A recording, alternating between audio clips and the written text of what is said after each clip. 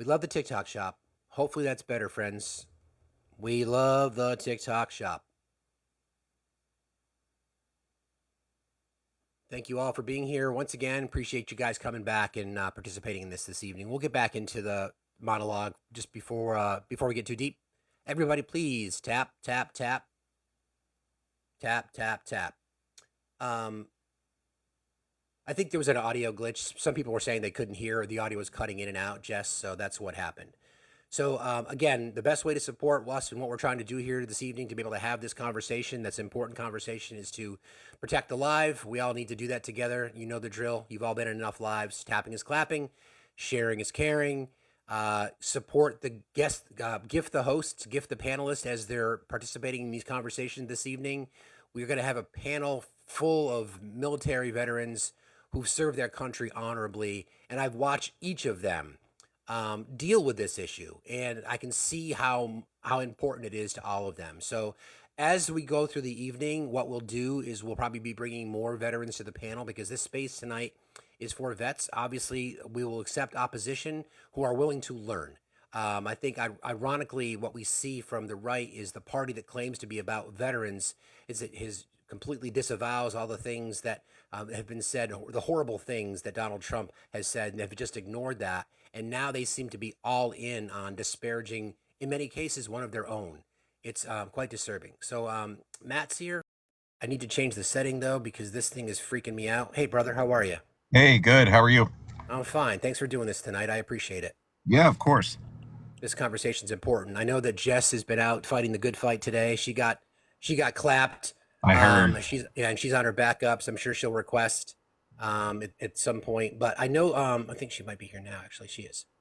So everybody, as we're bringing our guests in this evening, I want to just remind folks that these topics can be sensitive to people, and people are going to look at this in a variety of ways. We are here to try to dispel information. That's why we're here. I know Matt's been doing a lot of the work, as has Jess, as has Jolly, as have many others. That's why we're here. If you are interested in learning what stolen valor is, if you're interested in learning more about Tim Walz's impeccable service record, we're here to talk about that. We're here to talk about what the retirement process is in the military, to dispel some of the rumors and misinformation about him.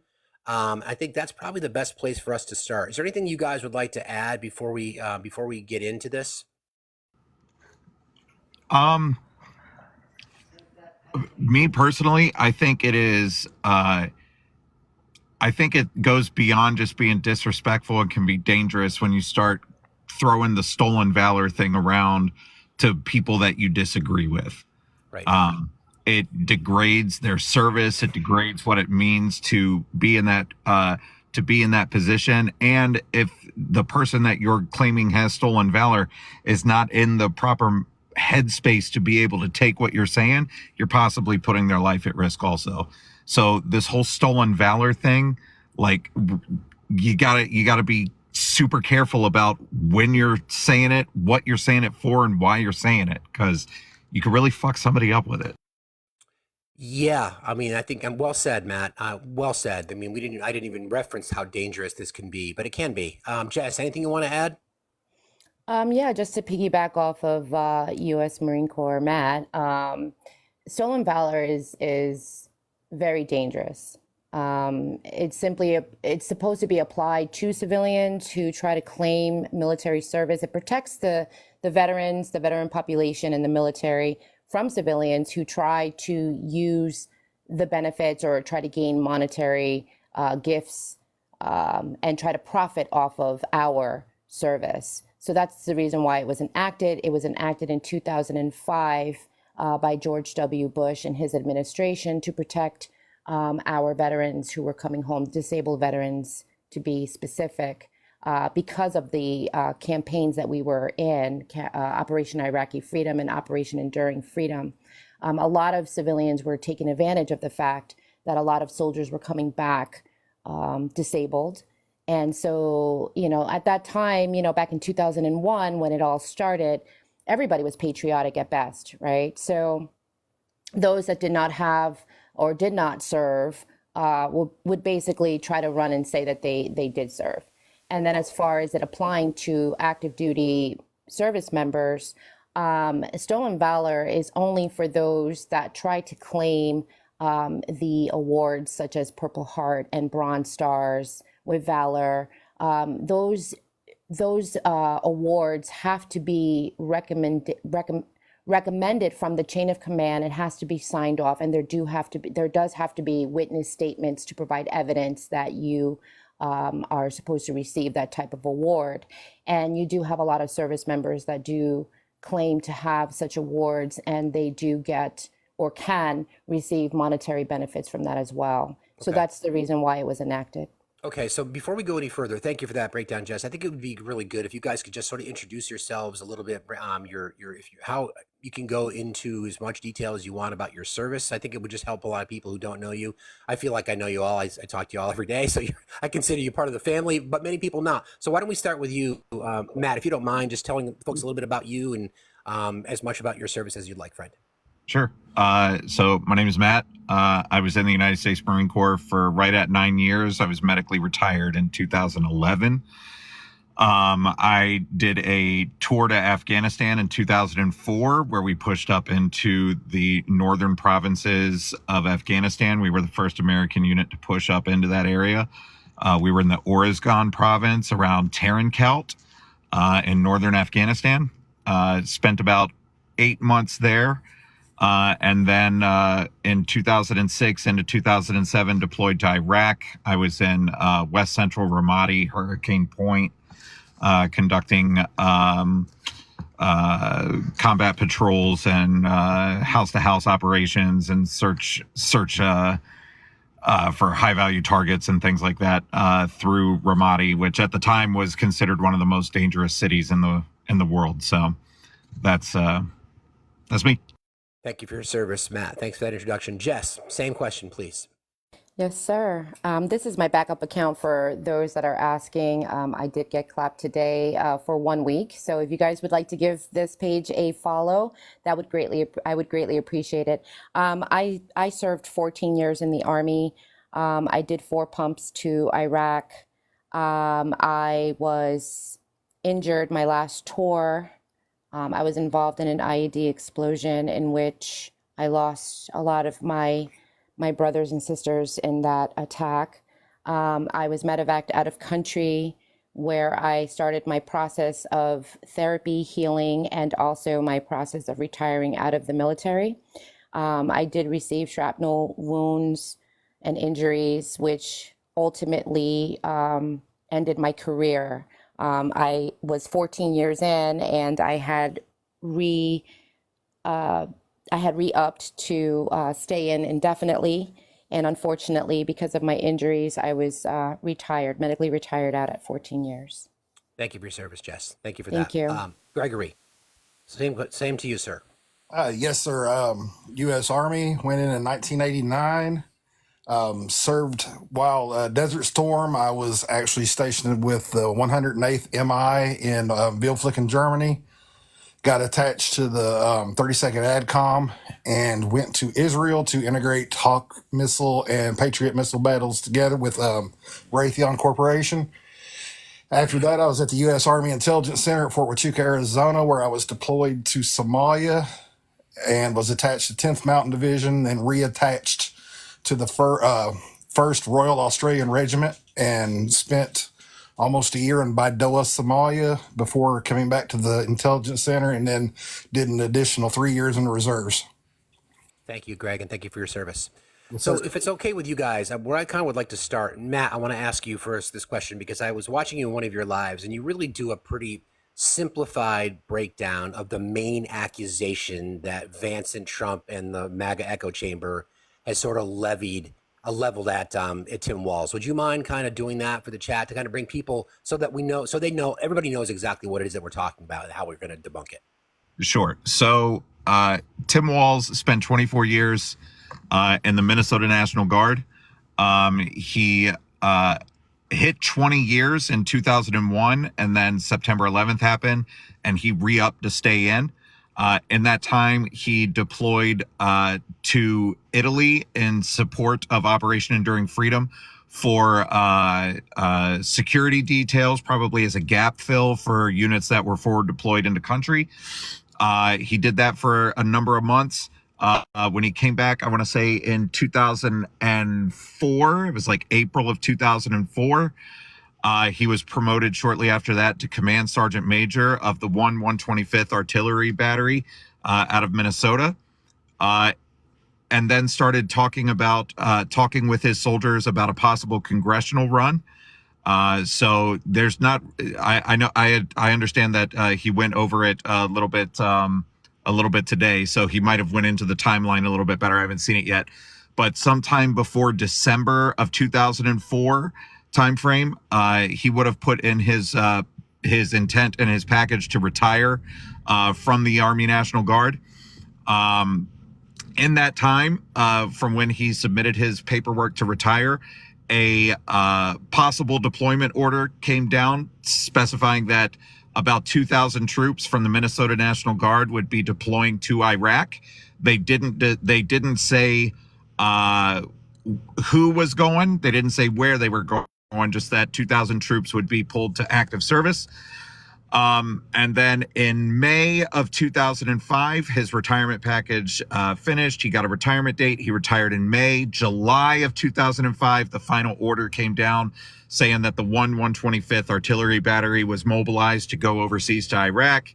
And then I want to say in like February or March of 2006 is when they actually deployed. So the reason I go through the timeline is because J.D. Vance and Donald Trump and all of the other morons on that side are saying that because he retired after he caught wind that there was a possible deployment, he abandoned his troops and is stolen valor because he says that he was a command sergeant major, which he was.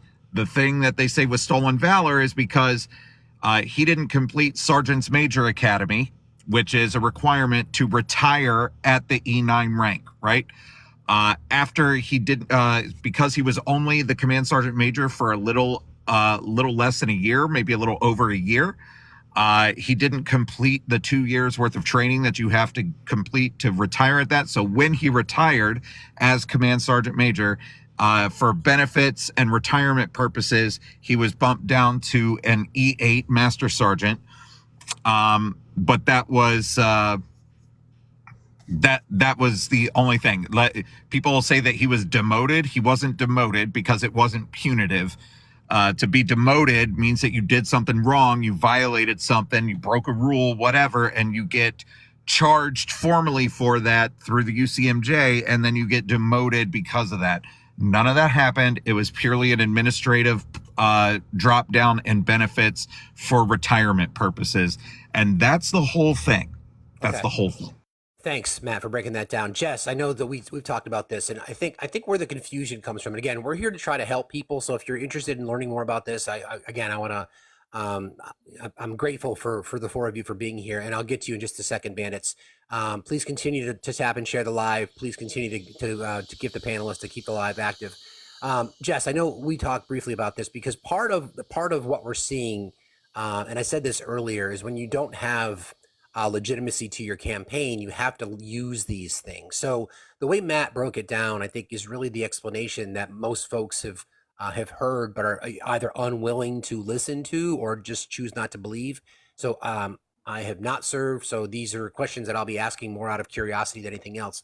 So as you described it, and Jess, I think I spoke to you about this as well. He was appointed and or promoted to the rank of Command Sergeant Major, and his retirement was at the last rank that he served for benefit and retirement purposes only. Is that correct? Yes. Okay. Yes. So can you explain a little bit about that process for folks so that they understand that it's not unique, that these things happen, that's just part of the promotional process? And then anybody else, please jump in if there's something else that we need to cover. Correct. So to make it a little bit easier, we do have a rank in the military structure, which is called a corporal. A corporal is an E4. In the Army, it's the equivalent rank to a specialist. A corporal, on the other hand, is always slotted into a non-commissioned officer slot, like an E5. But the thing is that when they're slotted into those leadership positions, such as an E5, which is a sergeant, they do not get paid at that rate of a sergeant. They only get paid as an E4. And if they were to get out of the military, even if they were slotted into that E5 slot, they will only collect benefits as an E4, which is the highest rank that they obtained. So in Tim Walz's, in his case, he was an E8, but he was slotted into a sergeant major's position. Can you understand? Can you explain slotting a little bit? I think I want to make sure because I've heard that a lot, and I tried to figure out what it was. It might be easier from a layman if you guys could just explain kind of what that is. I think most people know, but let's make sure everybody understands all the language that's going out there. Well, it's called frocking. When you're in a leadership position like that, you have E9s who are sergeant majors, and you can, like, if in the National Guard, it's very difficult to get into those positions. It's very hard for them to find other leaders to be able to fill those positions because the National Guard is a lot different from active duty. And so therefore they can take an actual E8, which is a rank below, to fill in those slots until they get an incoming sergeant major who has actually been to the academy. And so in his case, he was actually slotted or frocked into that position as a sergeant major. And then when he retired as an E8 for benefit purposes only, which means he did not retire as an E9, which is the command sergeant major slot. He actually retired as the E8 for benefit purposes. So he's only getting paid at the highest rank, which was achieved. Got it. So the retirement papers that were submitted and his when on the campaign trail and in his press releases and when Kamala Harris introduced him as retired command sergeant major, that is accurate because he was slotted into that position and right. And then retired as command sergeant major, but from a benefits process and right. That's called an called an administrative demotion. When people hear the word promote or demote, a lot of people automatically assume that if you're demoted, you're going down one rank. An administrative demotion is not you're being demoted from your current rank to a lower rank. It's the fact that you were frocked into that position, and the administrative demotion will put you back at your current rank obtained. And for benefit purposes, when you retire, that's what you're going to be getting paid at.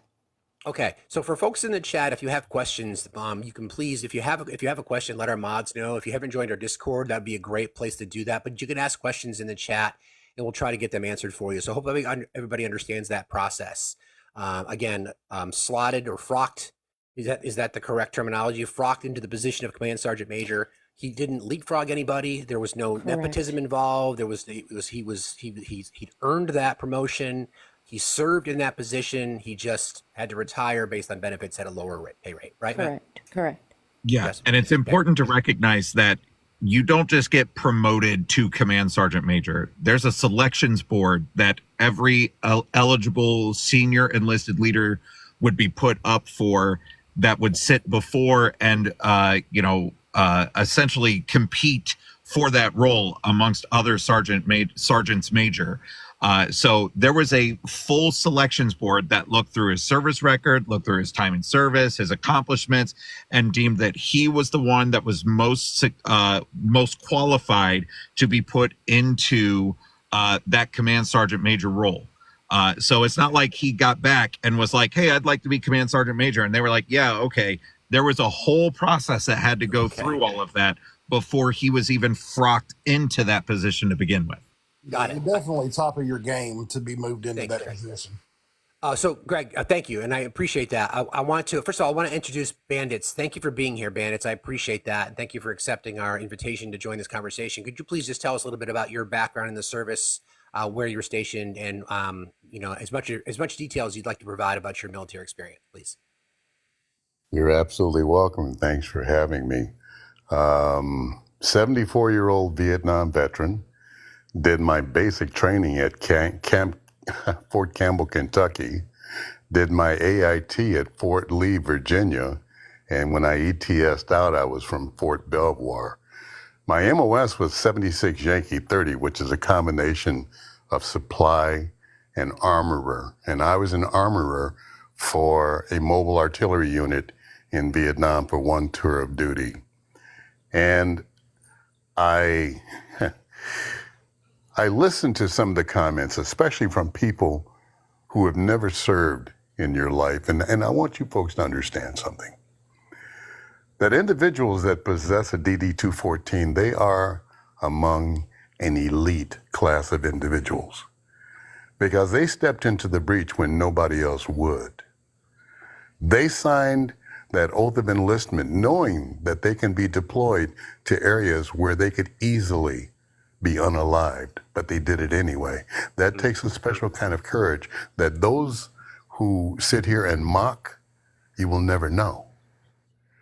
I sat here and I listened to the list of injuries that Jess incurred, and I watched some of the comments, and you folks really need to grow up.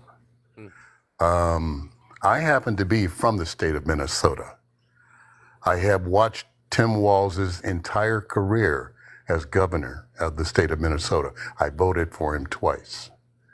The man from beginning to end is a class act. And where the difference comes in is that he is a leader.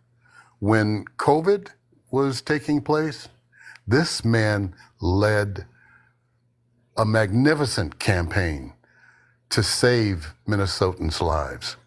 So I'm forever grateful to him. I'm also very respectful because of the fact that Command Sergeant Major is like the highest rank that you can achieve as an NCO. 24 years this man did, where Shady Vance did 4. And he was a journalist. So what? So what? 24 years. And they talk about when the man got deployed, he got deployed to Italy. When you are under the oath of enlistment, you go where you are told to go. You don't have a choice in that. Thank So you, understand, Bandits. I'm sorry. there's no stolen valor here. Greg, if you don't, thank you for that, and thank you for your service, Bandits. I'm glad you're here, and I wanted to get into that deployment piece. So, Greg, you and I have talked about this, and I think there's a lot of, again, misinformation and just flat out lies about his deployment. And I think what Bandits said, obviously, having not served, you go where you're told, right? It's orders, right? So you can't predict. So, Greg, can you talk a little bit about some of his deployment, because now we have more misinformation about. Maybe it was semantics. Maybe he misspoke about a particular firearm in combat, those kinds of things. So there's a lot we can get to here, but let's cover off on his deployment first for what you know. Italy, Turkey, things like that, if you don't mind, sir. You know, one of the new things that's coming up now, they're trying to say that he claimed that he was in Bagram, Afghanistan, and he was talking about a ramp ceremony. Mm-hmm. And he was not claiming that he was there as a soldier. He was there as a congressman, but they're trying to twist that like he was, trying to say that's stolen valor because he was never assigned to a unit in Afghanistan. So a lot of it's just reaching. He did deploy before his unit went to Iraq. On that deployment, he had been deployed to Italy.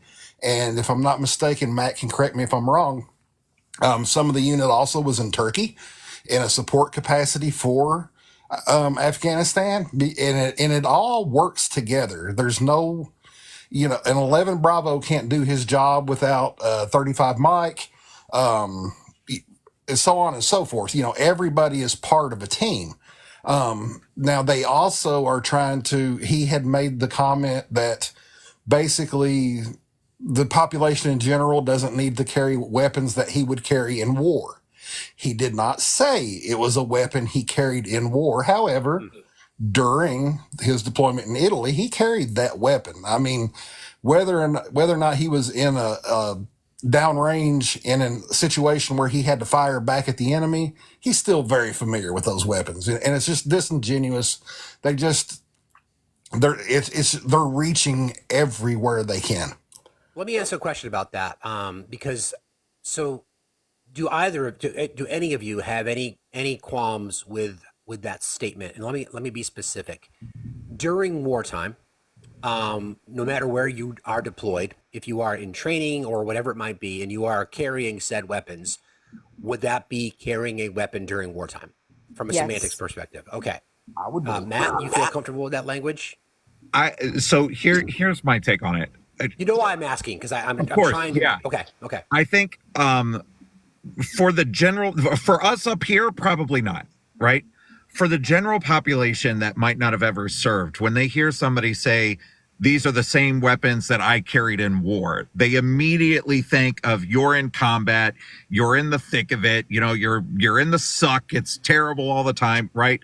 And so I could absolutely see how somebody that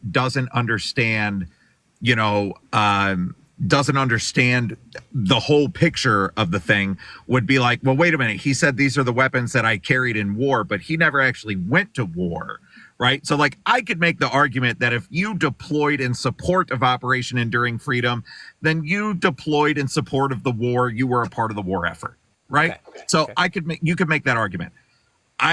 For the general population, they'd probably be like, well, wait, he never went to Afghanistan or Iraq as a National Guardsman, so he didn't actually carry it in war. Me personally, I think he misspoke. I think what he meant to say was these are the same weapons that we carry in war. He got caught up in the moment and said these are the same weapons that I carried in war. And so and I say that because he has come out and clarified that statement numerous times. So, the fact that people are so hung up on this one word that I personally think he just misspoke in the heat of the moment, talking about a very, sensitive and emotional topic. I think he just got caught up in the moment, misspoke, meant to say weapons we carried in war instead of weapons I carried in war. And that's where I'm at with all As a of it. combat vet, Matt, do you have any issues with what he said, even if he misspoke? No, because because he served. Got it. We were at war. He could have gone at any time. He could have been flagged for deployment at any time.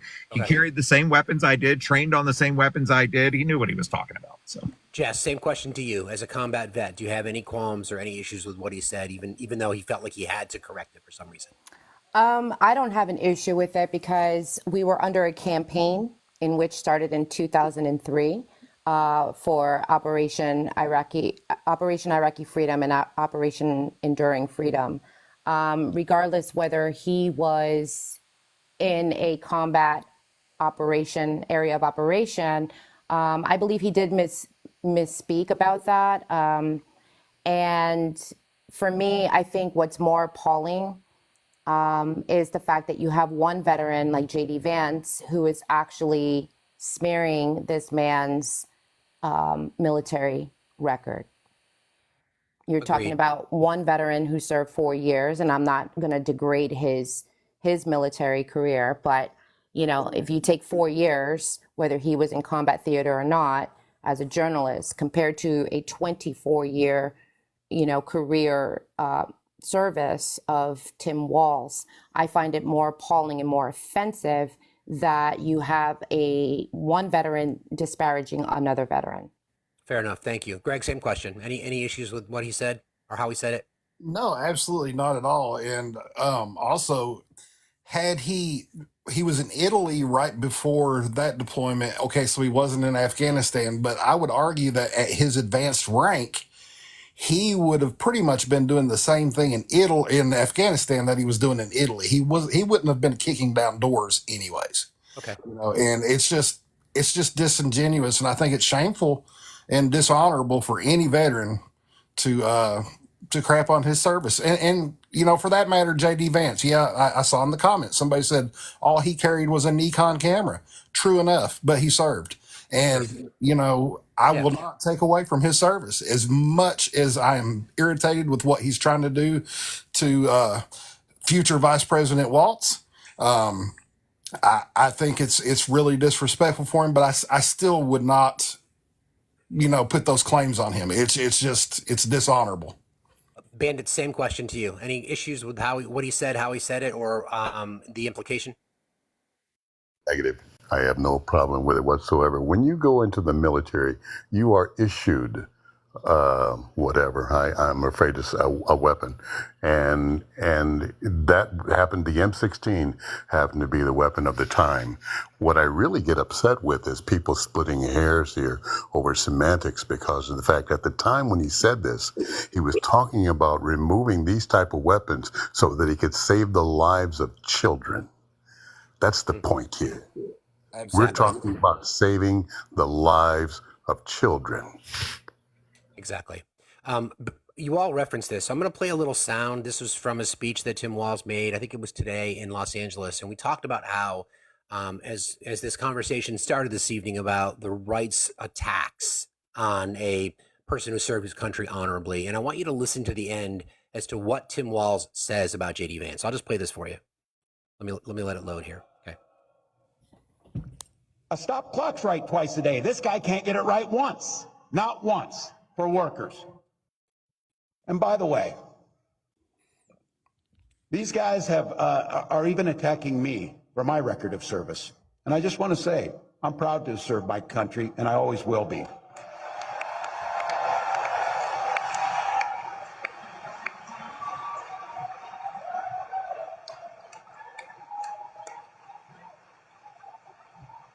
With my dad's encouragement, a guy who served in the Army during the Korean War, I signed up for the Army National Guard 2 days after my 17th birthday. I served for the next 24 years for the same reason all my brothers and sisters in uniform do. We love this country.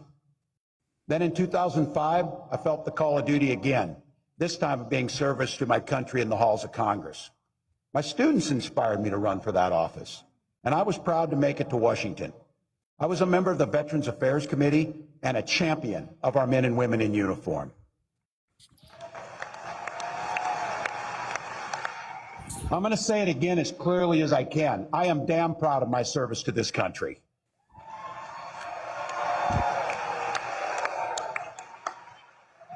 And I firmly believe you should never denigrate another person's service record.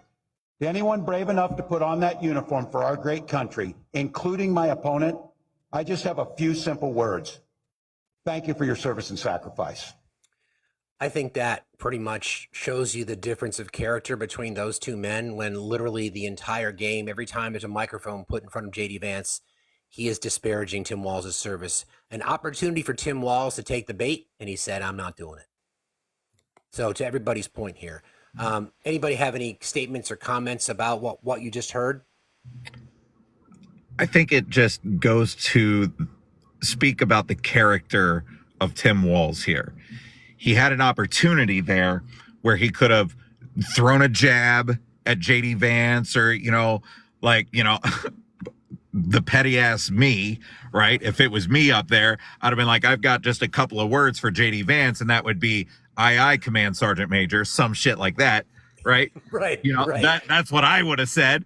But Tim Walz is a better man than I am, and he took the high road there, So that's the way that I think that just speaks to the complete lack of character and morals and integrity that JD Vance has compared to Tim Walz.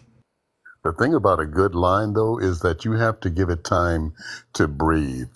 And the other night when he said he would love to debate Shady Vance if he could get him off the couch. Mm-hmm. That's true. He's certainly on his toes with that game. Jess, Greg, any comments about what you just heard? No, like I said, to piggyback off of what Matt said, it shows the difference between someone who was a career-long military, in a leadership position, as Right. opposed to someone who only served for 4 years. Someone that has served that long has a lot more to lose than someone who served 4 years.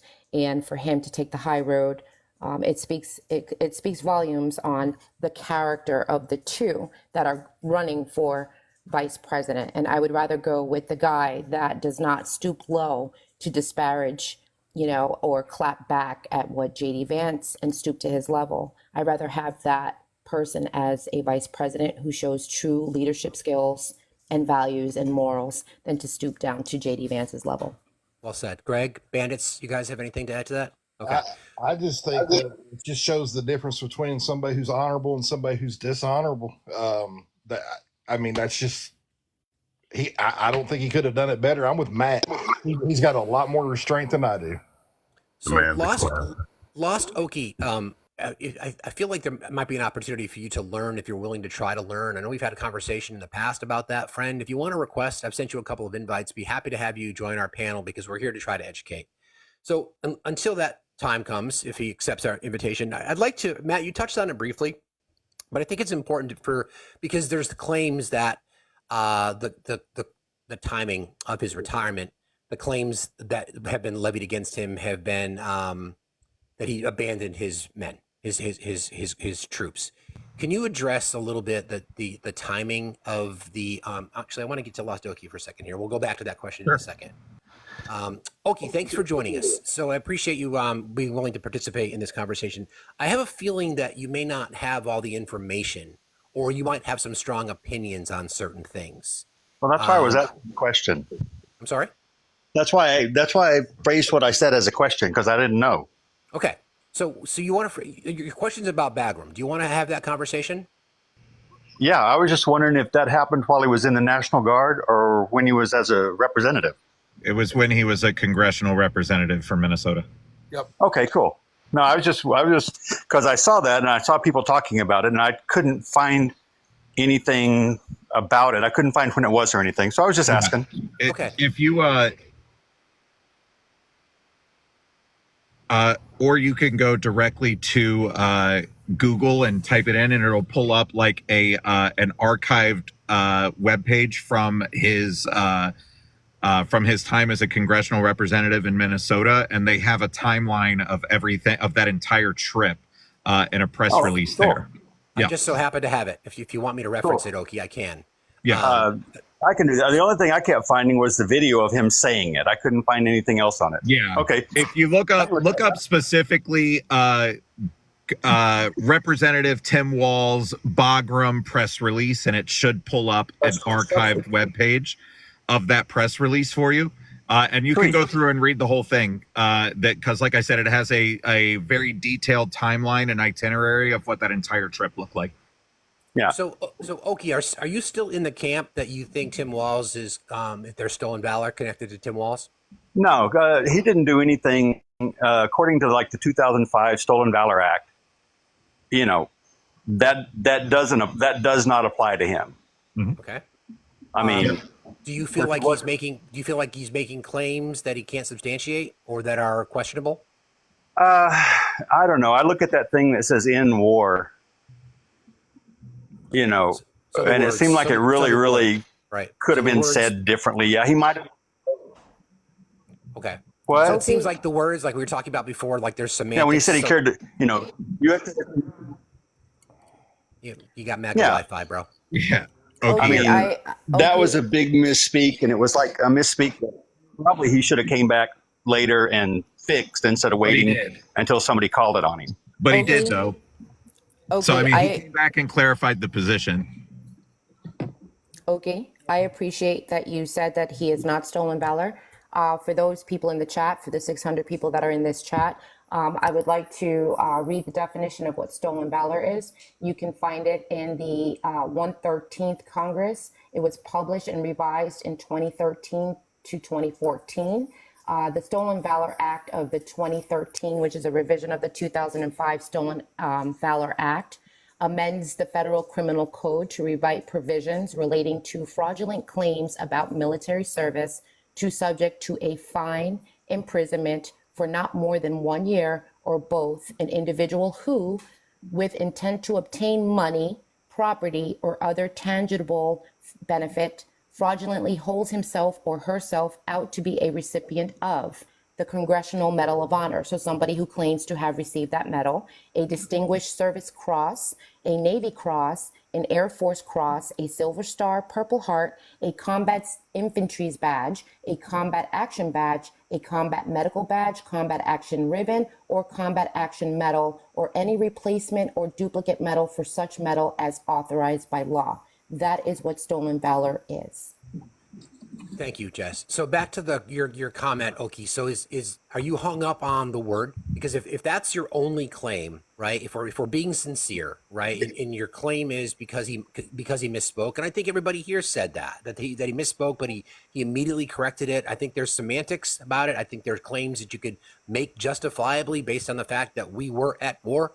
He was serving his country. He was trained in these weapons. He was using those instead of maybe it's we, as Matt said, things like that. So are you still hung up on that, or is that something based on a conversation here Not, with? Okay. not really. It's definitely not. It definitely doesn't fall into the category of stolen valor. I mean, there's a guy on here TikTok that says he's a retired E12. So, whatever. Okay. So then, are you in the Harris Walz camp then for this fall?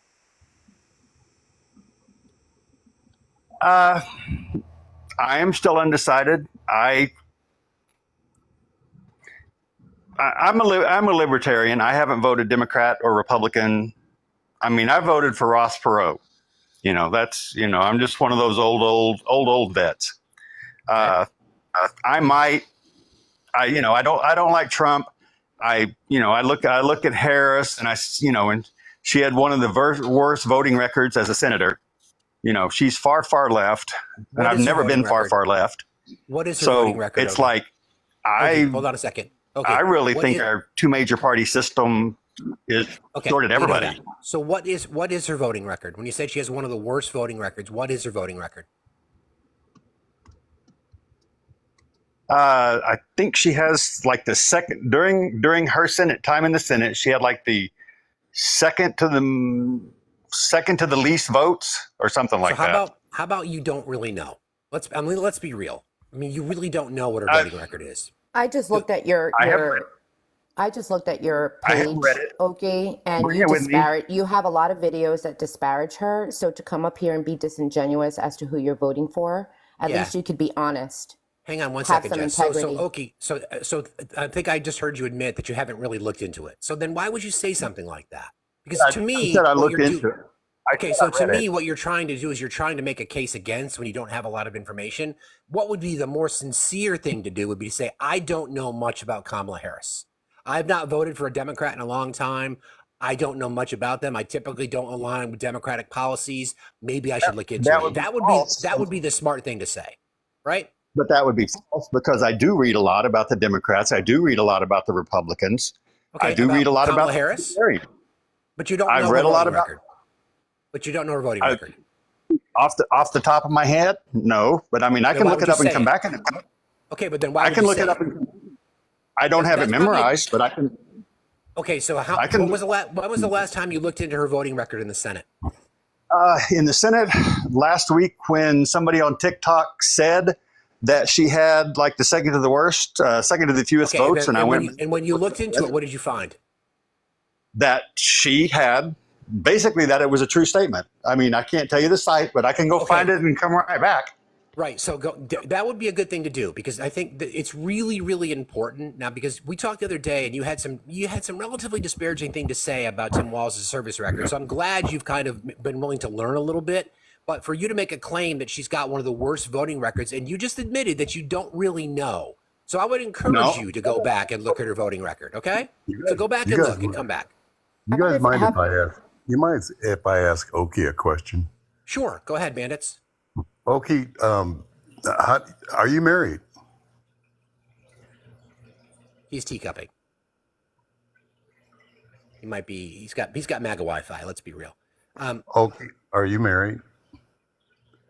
I think he's not gonna be willing to engage. So we can invite him to come back later. But I think that's a really good example, folks, of the things that we talk about here a lot, right? About it's easy to make a disparaging comment when you don't have information, and then when pressed to provide the information as to where you looked that up, this is what we often see. So I want to get back to our conversation a little bit that we were talking about before, and I think it's really important again for people to understand that.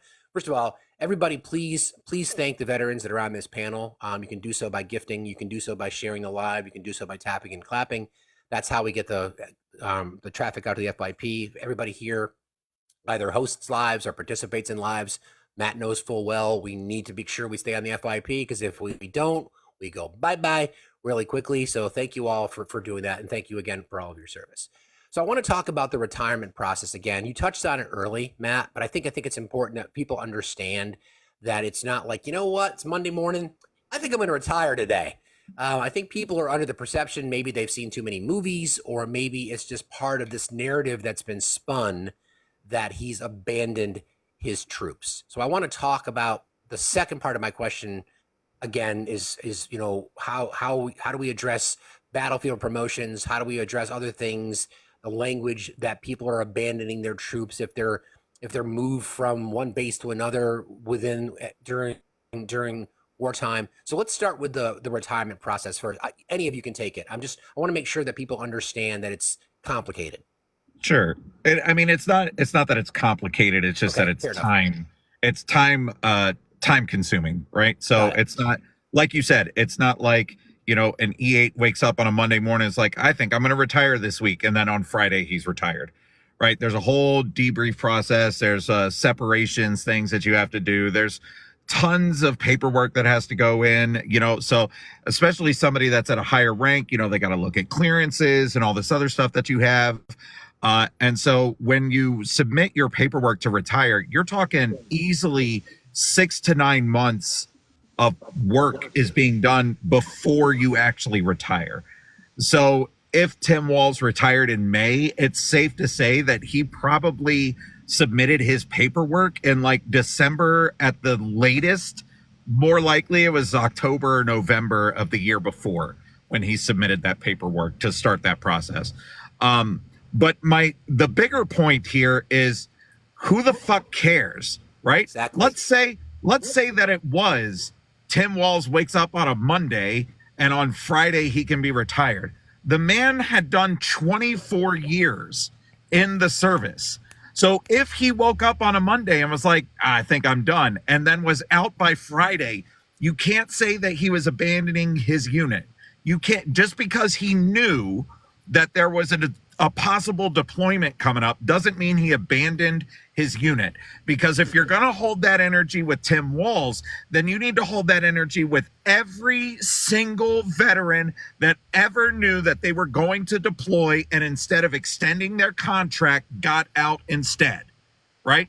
Because that happens all the time. Case in point, when I was in Iraq in 2006, there were 2 guys that were in my platoon that their enlistment ended halfway through the deployment, right? Halfway through the deployment. And they were given the option to extend through to the end of the deployment so that we didn't disrupt the command structure in the platoon, right? They chose not to extend their deployment. And so halfway through this combat deployment to Ramadi, Iraq, they ETS'd back home and was gone, right? And got out of the Marine Corps. So if you're saying that Tim Walz abandoned his troops almost a year before they deployed to Iraq, then you got to say that those 2 guys that I served with abandoned their troops when they left in the middle of the fucking deployment, right? And nobody, and I swear to God, nobody thinks that those 2 guys that I served with abandoned us because they did what they wanted to do when it came to their enlistment status. They had a choice to make, and they made the choice to get out. They didn't abandon us. They had every right to not extend their contract. And that's exactly what Tim Walz did. He did exactly what he had every right to do. Thanks, Matt, for that. Greg, question, comment. Same here. When I left Somalia, I left 3 months before the guys I went there with because it was my time. I had my ETS date. I could have extended. They did. At one point, they spoke about possible involuntary extension, kind of like a stop loss, but they did not implement it. And I had the option. I could have voluntarily extended or ETS'd. And having a daughter that was just a little over a year old at that point that I hadn't seen in almost a year, I said, you know what? I've done my time. I came back home. And, if that makes me a coward or whatever they're trying to accuse of Tim, so be it. But I did my time, and I have no regrets for that. Before I introduce I did my 2 years, 6 months, 9 days, and 4 hours and got the fuck out. Can I Before add I to that? introduce our next guest, hang on one second, Jess. I want somebody, maybe Jesse, before you can add this, can you please answer to people or even to me, because I saw the question and I wrote it down as a note, explain stop loss, and then you can offer your comment on that, please, friend. Jess. Okay, so I was stop lossed in 2002 when the campaign for Operation Iraqi Freedom began. Stop loss just indicates that no personnel that is serving at the current moment, whether you are retired or whether you are ETSing, is allowed to be removed from service. So they stop you from actually retiring, or they stop you from actually ETSing. I don't know what the other branches call it, but that's what we call it in the military, in the Army, for the war effort. So when there is an actual campaign and we are at war, they usually cut orders for everyone to be stopped because we need as much truth strength as possible. Thank you for that, Jess. Appreciate it. Southern Trade Factory, welcome. I appreciate you requesting to come up. Did you have a question for our panel or provide some comments? No, yeah. So I was going to kind of piggyback on stop loss. I'm retired Air Force. You and I have actually spoken before, and I thought really, so. Yeah. Thank you for your service and thanks for coming back. No. That's. I'm not here for thanks, but I appreciate that. It was an honor to serve. Stop loss is exactly what she said, and I'm Air Force, and she was Army. It's just that they stopped all retirements and separations at the time where a conflict existed. Or potentially, maybe there was potential conflict on the horizon. Would they stop it then, or was it just during? Absolutely. And Okay, got it. a man who serves 24 years, retirement is not just something you wake up and say, "Hey, I'm going to retire." I mean, you have to determine what you're going to do with the rest of your leave, and you've got to determine what you're going to do about the military moving you back to your home of record or whatnot. It's not something you wake up and say, "I'm going to leave my troops." It is a process. Can I add to that? Yes, please do. Okay, so we all know there's a big difference when you retire from active duty and when you retire as National Guard. National Guard, unless you are active Guard Reserve is when you are actually active, getting paid at the active status. National Guard, their weekend, so they participate one weekend a month and twice 2 weeks in the summertime, right? So that's kind of like a part-time where they can also do their civilian jobs as well. So in most cases, soldiers who have completed 20 years of active service are eligible to receive retired pay at the end of their career. So National Guard soldiers have to meet minimum requirements to be eligible for non-regular retired pay. They have to have served at least 20 years of qualifying service. Soldiers who completed the years of qualifying service on or after 5 October of 1994 or before April 25th, 2005, they have to have been in a component other than a regular component, the Fleet Reserve or the Fleet Marine Corps Reserve. Soldiers who completed the years of qualifying service on or after April 2005, there is no minimum reserve. The thing about it is, what I'm trying to say is that in the National Guard, a soldier must have completed 20 years of service. They have to have earned a minimum of 50 retirement points.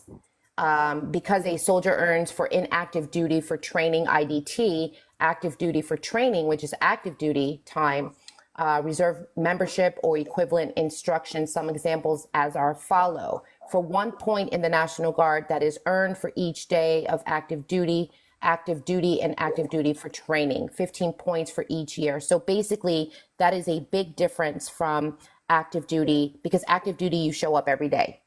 And National Guard, it's a part-time. So they have to take all of those points and accumulate them together to be able to determine if you're able to retire or not. And Tim Walz actually retired in 2001 at his 20-year mark for service, but he extended his service by doing another 4 years, in which he retired in 2005.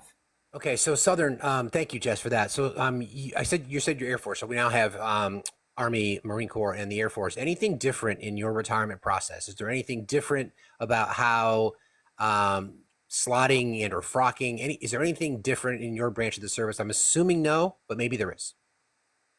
No, there's not. No, Okay. there's not. I mean, it's like I said, it's not just something you wake up and say. And you know what? Let's get down to brass tacks here real quick. I mean, let's talk about a man who served 24 years for his country. And Jess, I'm correct me if I'm wrong. My father, my 87-year-old father, is the retired adjutant general for the state of West Virginia, but he was Army Guard, but he was full time. He did 42 years. So he was active guard reserve, Okay. Yeah. AGR. I mean, I was a kid. I didn't understand it. You're gonna have to educate me as far as that's concerned. I was active duty.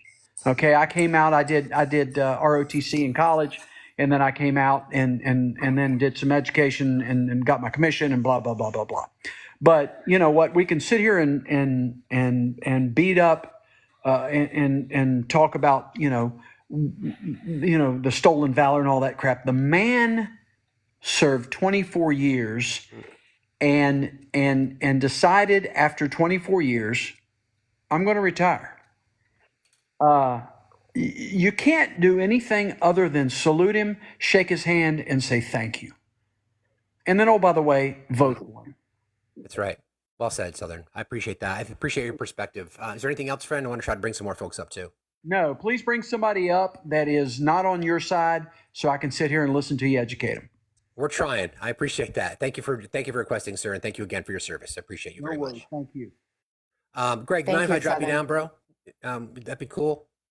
Yeah, that's fine. I'll go ahead and go in the chat and mod. Thank you, buddy. Appreciate you very much. Yes, sir. Okay. Thank everybody. Continue to please continue to request. I'd like to. The box is open, but I would really like some ops, especially for people, not your traditional ops, but people who've allowed themselves to believe this. I think that's the point. That's what the reason we're here tonight. We're here to try to educate. We're here to try to inform, because as to Southern's just point, and to Matt's point, and to Jess's point, and to Bandit's point, this man chose to serve his country honorably and did so for 24 years and should be respected for that. Now, we can have conversations about veterans who've also taken the same oath that these fine individuals have taken, who've lended their support to a particular political movement that doesn't seem to care much about the Constitution. I don't see criticism of that very often. So again, if we want to keep things on the up and up, then let's be reasonable, let's be responsible, and let's have the information. I want to bring up JW because JW said he had a question for you guys, so I wanted to give him an opportunity to ask his question. Welcome, friend. What's on your mind? JW, are you there? Can't hear you, bud. Is your mic not on, or are you? You might want to just. JW, are you there? Can't hear again. It's been real glitchy lately. I had been this same glitchy, the whole issue app's earlier with somebody. Request again, JW, and I'll bring you right back up. Everybody, please continue to like and share the live. We appreciate you all for being here. I'll bring up Chris. And again, so if you know someone who, people that are watching, if you know someone, or if you've been in lives with people who continue to spread this misinformation, please share it with them, because that's why we're here, to try to educate the folks that are out there spreading this, to Matt's point, this dangerous rhetoric, because that's what it is. Chris, thanks for being here, brother. What's on your mind, sir? How's it going, Fax? Excellent, buddy. Good to see you. Good to see you. Matt, Jess, Bandits, I just started following you. Much love. So I just wanted to come up here and just give a super quick perspective as far as, like, I know you were talking about the two different aspects of the stolen valor argument, the enlistment, the retirement, and the carrying the weapon during wartime. Right. So I'm a Navy vet. I was in from 87 to 92. So in 91, when Saddam invaded Kuwait, we all went to, I think I'm preceding you both, Matt and Jess, but every single, when we're in a hot war, every single base in the world goes to heightened condition threat con, right? Which means where, no one gets on base, heightened security, everyone on the ship, seaward facing, like even when you're in port, it's a heightened threat con. So I never saw combat at all. My ship was in a dry dock in San Diego, 32nd Street, during the entire, beginning of the Gulf War. But, I was, sorry, God damn it. Sorry, I got to jump, guys. Sorry, I'll be back. It's okay, buddy. Come on back. I want to bring up Michael. Michael works, I believe, in military administration, and I think this would be a good person to provide some more context with this conversation. Everybody, please continue to like and share the live. We really appreciate that. Please gift our panelists and keep the live active. The more we participate and engage the live, the better off we all are. Michael, thanks for requesting. What's on your mind? Yeah, I don't ever remember a stop loss for post 9/11. I could be wrong, but I don't ever remember there being a stop loss. I don't think there was a service-wide stop loss, but I know that individual units did have a stop loss measure that they could what's the word I'm looking for? Employ, because there were a couple of guys right when I got to my unit in 2003 that got stop lossed for like 6 months past their EAS date. But I don't think that it was like service-wide type of deal. I would stop lost. 1st Cavalry Division, 4th Infantry Division, and I believe I don't know about Fort Bragg, but I was at Fort Hood at the time, and I know the 1st Cavalry Division as a whole division was stop lost. The 4th Infantry Division completely was at stop loss. That at the beginning of whenever you guys were coming through Turkey? 2002, yes. That's when actually we were setting up our railheads and we were sending all of our equipment down to Turkey. Yeah. At that point, 1st Cavalry Division was put on mobilization orders, and then they put us on standby. They amended our orders and they sent the 4th Infantry Division instead, and all of their equipment got sent to Turkey and was rerouted back. Okay. And then stop loss again, just a real brief definition, please, because a couple people in the chat have asked. Stop loss is essentially you're in, you're not getting out, you're not moving to a different job, you're not promoting, you're not demoting, you're stopped right where you're at until we say you can move forward. Okay. Thank you for clarifying that. So, Michael, anything else that you wanted to add to this conversation? Again, I appreciate you being here. Yeah. So I was a civil affairs company commander in Iraq during OIF-1. And so for those of you that don't know civil affairs, they're the guys that go in and assess the infrastructure and start rebuilding the infrastructure. And that's what we did during OIF-1 after, phase 3 combat operations through the rest of however many OIFs that there were. So civil affairs was in really high demand all the way through, that conflict. I can tell you that Tim Walz was in a field artillery battalion, which was not in high demand because there was no need for, counter battery fire. Maybe counter battery fire, but there was no need for field artillery units that were there, and so they were not in as high demand as what civil affairs guys were. And the point being is that everybody says that, he knew. He knew that he had a notification of sourcing. His unit had a notification of sourcing. Civil affairs units had well in advance a notification of sourcing because there was only so much Schlitz that was out there to drink. And we knew exactly how many units that there were. So I can tell you that notification of sourcing to Tim Walz's unit came well after he dropped his retirement paperwork, because I used to work all those sourcing solutions at Headquarters Department of the Army in that funny sided building on the banks of the river. And don't forget too, at that time in 2005, National Guard was not deploying as a whole full unit. They would just, randomly select a certain amount of National Guardmen from that actual unit to they would put them with sister units downrange, or they would actually attach them to active duty components overseas. 43 Vic, would you mind? I've sent you a couple invites. I think there might be some information that you might need, and we'd be happy to try to educate you. So please accept the invite, and we'd love to talk to you. JW, you said you had a question.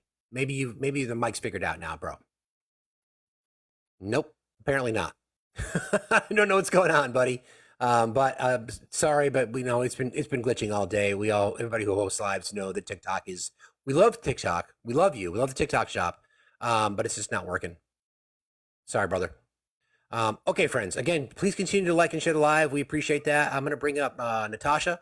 Again, opposition, not necessarily angry ops, but if people are interested in learning, or I'm curious though, Vic. We've sent you a few invitations because you've made some statements in the chat that I think you need clarification on. So please accept our invitation. Natasha, how are you tonight? Hi, guys. Hi, Matt. I'm a Gold Star widow, first of all. My late husband did 22 years in the Navy, combat search and rescue, insertion extraction. After 22 years, we call it retirement, but my understanding is depending on the rank, the money you get when you leave the military. Oh, by the way, it took 1.5 years for him to get permission to retire, to leave the military. And that also depends on the type of job you're doing when you're in the military and your rank and what's going on at the time. Once you start receiving what I've been hearing the word in here, retirement pay, it's retainer pay. It is not retirement, which means, depending on your rank and your job, up to 10 years at any point, they can recall you back if they need your services for whatever your job was when you were in the military. I believe it's up to 10 years, and I'm not sure what levels of rank. But that money is called retainer. And if they call you back, you're back in. If they need you, you're there. After the 10 years, I guess then I could call it retirement. But they never retained him. No one called him back. End of story. He wasn't needed in the position that he had when he was active. Thank you, Natasha. I appreciate that very much. Thank you. I'm going to drop you down. I want to make sure that we can address this question that Vic had. So Vic, I'm a little bit confused. Are you hung up on words, perhaps? Are you questioning his service? No, I'm not questioning his service. Can you hear me? Yep, we got you. Yeah, I'm not questioning his service. Just the quote that he said in 2018 saying that he went to war or was in war carrying weapons, but he didn't say for war. He said in war. Right. The weapons that I carried in war is what he said, right? In war. In right. war. Right. And when I say that he came out and said that he misspoke, which is what I've believed that he said since he said it in 2018, because it was a very high emotional situation that he was talking about. What he meant to say was weapons that we carried in war. We as in the military. Yeah, and I understand like it's easy to misspoke, 100%. Are you a veteran, Vic? No, I'm not. I will never say I'm not. I never served for this country. I respect everyone that does, but no, Okay, I'm not. so what is your issue with him misspeaking? Doesn't Donald Trump misspeak all the damn time? Yeah, let's just kind of keep it. Let's just back our way into this. I guess that's the ultimate point, Vic. So what's the reason? Why is that an issue for you? Why did you spam it in the chat like multiple times? Like, because I think it's disrespectful for someone else to say that they went to war when they didn't. It's very. Hold on. So we've got 3 veterans on the panel, and there's been multiple veterans that have been on the panel this evening, and I've asked each of them who have taken the oath to serve their country if they find it disrespectful, and none of them said that they did. So why do you? Here's the thing, Vic. Let me try and put it this way. I think it's hard to go to war. Sure, it is. It's not a fun thing. Going to war is not fun, and nobody should make light of it or try to conflate their time in service to imply that they did, right? So if Tim Walz had said weapons I carried in war, and then continued saying like, while we were out on patrol in Fallujah, Iraq, and I had this M16 in my hand, these are the types of weapons that I'm talking about, then I could be like, yeah, that's pretty fucked up. He shouldn't have said that because he was never there. But that's not what he said. He said these weapons of war, weapons that I carried in war, and then moved on to continue his point, and then came back out and clarified afterwards, whether it was a couple of days or whatever afterwards, that he misspoke because he had never gone to war. He owned up to the fact that he misspoke and clarified the record on it. So it's not like he left it out there for everybody to just make up their own mind on what he was saying. He came out and clarified, I didn't go to war. Vic, Makes sense, Vic? Yeah. Sorry, Jess. It 100% makes sense. It's just also, do you think he came out saying it because he was called out for it? If no one called him out, do you think does he it would've- matter? Does it matter? I'm just Maybe saying, do he. you Well, hold think on, Vic, because maybe he didn't realize what he said in the moment, in the heat of that moment. Maybe he didn't realize. There's been times where I have said things, and then somebody's like, "What did you say?" And I was like, "I have no idea what I just said," right? So maybe it was one of those things where somebody pointed out to him, or a lot of people pointed out to him. It's like, hey, you said that you served in war. And he was like, shit, that's not what I meant to say. Let me go clarify the record. Vic, Yeah. are you screaming stolen valor? Do you even know what stolen valor is? Yeah, I'm not screaming stolen valor. Right. What is Right. stolen valor? So- What is your He's definition not screaming of? it, Jess, so let's not worry about it. If he's Oh, not okay. screaming it, then let's not worry about I mean, it. I'll just say, like, a brief summary of what stolen valor is, but someone pretty much saying they're in the military when they're not. That's you not know- what stolen valor do is. you- Or do you wearing something like Those are civilians. That's also not what stolen valor is, though.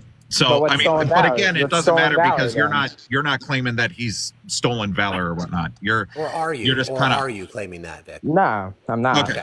He Yeah. was- So you're he just kind of served. hung up on the He fact that served, he but said. the war. Vic, do you know what's more offensive what? than what he said? What's more offensive are people like you who have never served, trying to disparage and continue to smear his career without having any type of knowledge or any type of background as to how the military works. You're just following the sheep and you're following what everybody else out there is saying instead of doing your own investigating and your own research. And you're continuing to push that narrative. So you are no better than anybody else out there. Never said I staying- was. Yeah, I well, never said I was. let's turn it down a little bit. Let's turn it down a little bit. So This is exactly why I didn't want to come up here. That's okay, Vic. It's okay. That's not being offensive, hold though, on. Vic. Everybody, I'm hold not on. You're Everybody, telling- yeah, everybody, you are. everybody, stop, please. Everybody, stop, please. Okay. So Vic, the question that we're trying to get answered here specifically is that because you were actively spamming in the chat about that, and now if it's a feeling that you haven't served. The people who have served did not find it disrespectful. He may have misspoke. So then that gets us to the level playing field that we should be at, that he's not misrepresented himself. There's no stolen valor. He served his country honorably for 20 years, then re-up for another 4. Well-respected governor, member of Congress, served in Veterans Affairs Committee. So are you still hung up on his service record? Not necessarily, no. But what I was going to say. Wait. Let's take words matter. Let's step our way through this. What do you mean not necessarily? So there's other veterans that don't disagree with what's going on as well. I'm not saying like every veteran agrees with what's going on with Tim Walz. Okay, but so you're hung up on the words. So are you questioning that he served for 24 years? No, Are you questioning that he served honorably for 24 years? no. Are you questioning that he retired at the rank of Command Sergeant Major? Like, what do you mean by that? So Like, if you don't know did he that- retire at the wrong time? No, he retired at the rank of Command Sergeant Major. Okay. Are you questioning that? No. Okay, so then what's your issue with him? Just some things I've been hearing on social media. That's And all. you run with it. Like what? Yeah, like what? When he retired, the timeline of when he retired. How old are Okay, do you, you Vic? want to learn about that? Do you want to 27. learn about the timeline? Do you want to learn about Vic, it? I Yep. can explain the timeline to you if you want. I mean, I have no problem listening. Yeah, I have no problem. All right.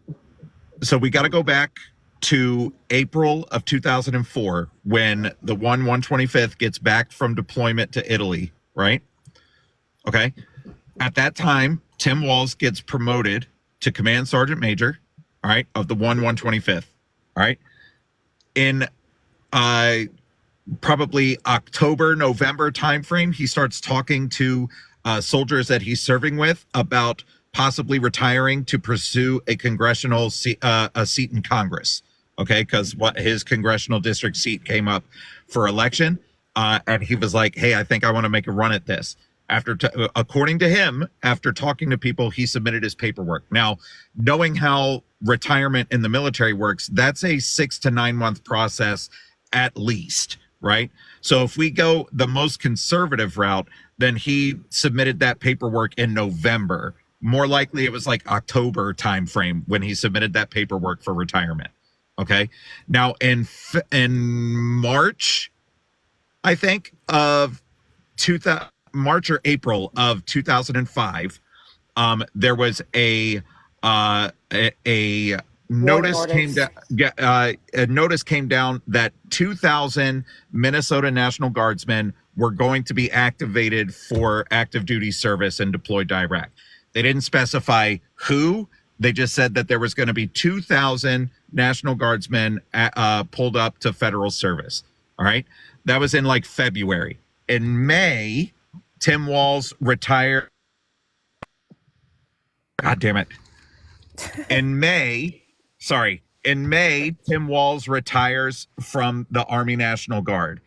July 14th, 2005, that's when the final order came down to the Minnesota National Guard that the 125th was being activated for deployment to Iraq. So it's a full 2 months after he retired, they got the warning order that they're going to Iraq.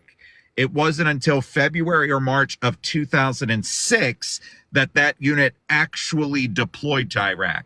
And when they deployed, they were fully staffed and had everybody in place that they needed to, so that there was no lapse in command or structure of the battalion when they went. Okay, so Vic, now we went through the words, right? We addressed that. The fact that the reason that he addressed it is because people called it out, and I think it was innocent. It was a mistake. And again, all the veterans on the panel, none of them have an issue with it.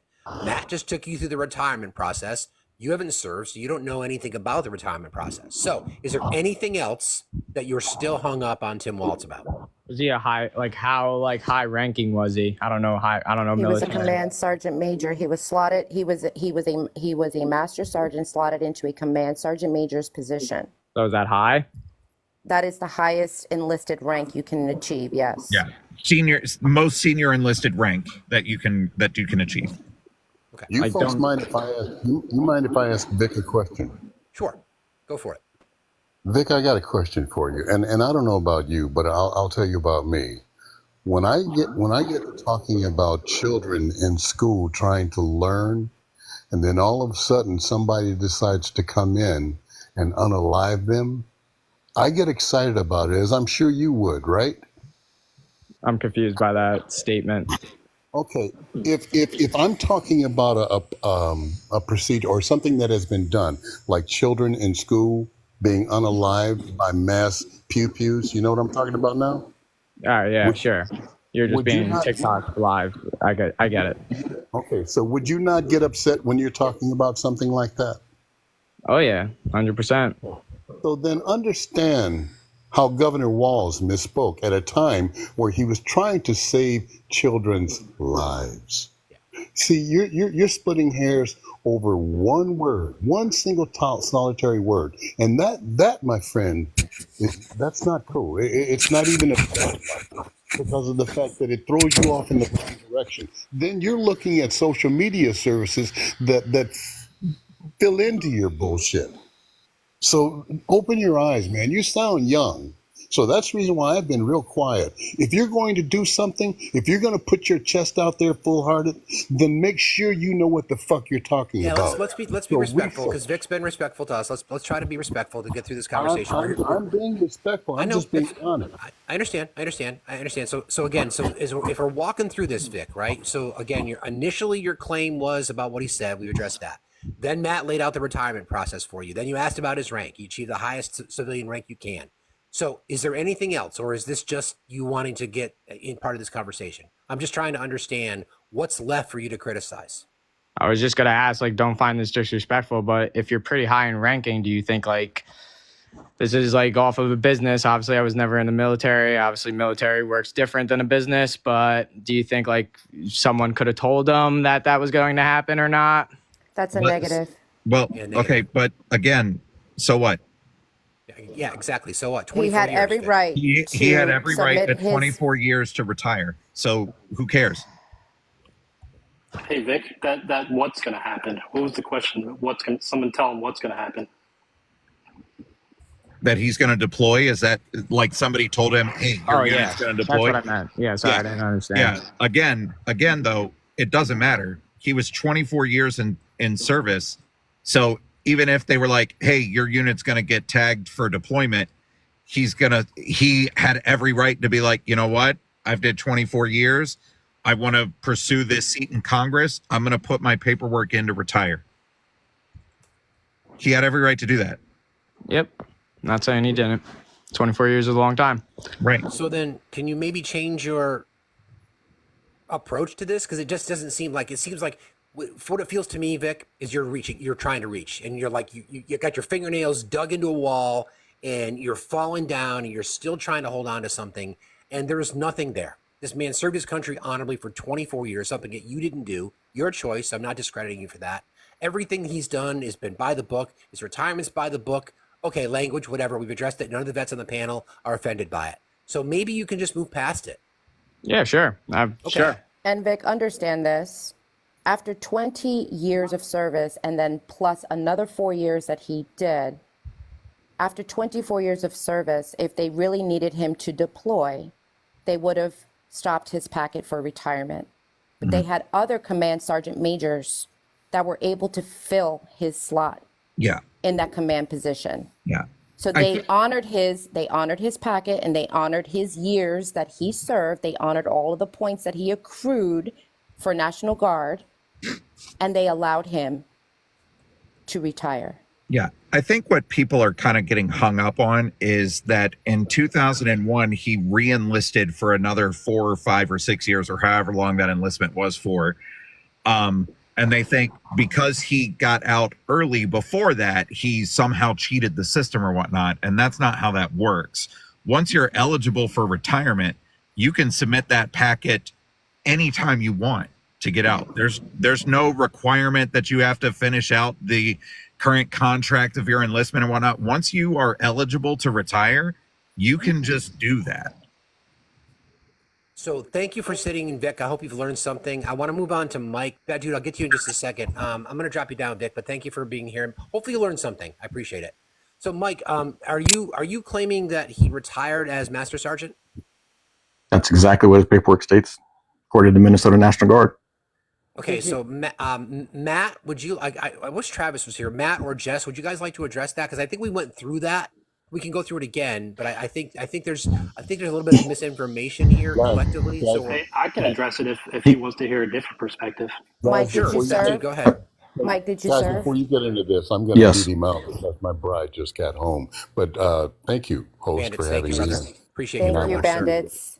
Absolutely, Love you, my Jeff. brother. Thank you again, Thank sir, you, for your brother. service. Appreciate you very much. Okay, so again, that dude, if you'd like to explain that, because we went through this process earlier, Mike, and are you willing to learn? I understand what some of the confusion is, where he was frocked as a command sergeant major. He didn't finish the school. When his paperwork was finalized, he got moved back down to a Master Sergeant E8. That's his retirement. He's retired Master Sergeant E8. There's nothing disrespectful about what's that? It's ironic, right? Because Right. it's kind of like a self-owned that people are attacking him for this, where it actually benefits him and shows him that he was serving in a position above what he was getting paid for, right? And he did it anyway, right? So it's like if you compare it to the civilian, The issue that people Stop interrupting, please, Mike. if you We're having a compare it to the conversation. Don't civilian interrupt. world, you work for a Fortune 500 company, and one day the CEO steps down and they come to you and say, you're going to be the CEO, Mike, but we're not going to pay you for it, but you're responsible for everything the CEO is responsible for. You got to work the hours the CEO is responsible for, but we're not paying you for it, but you got to do it.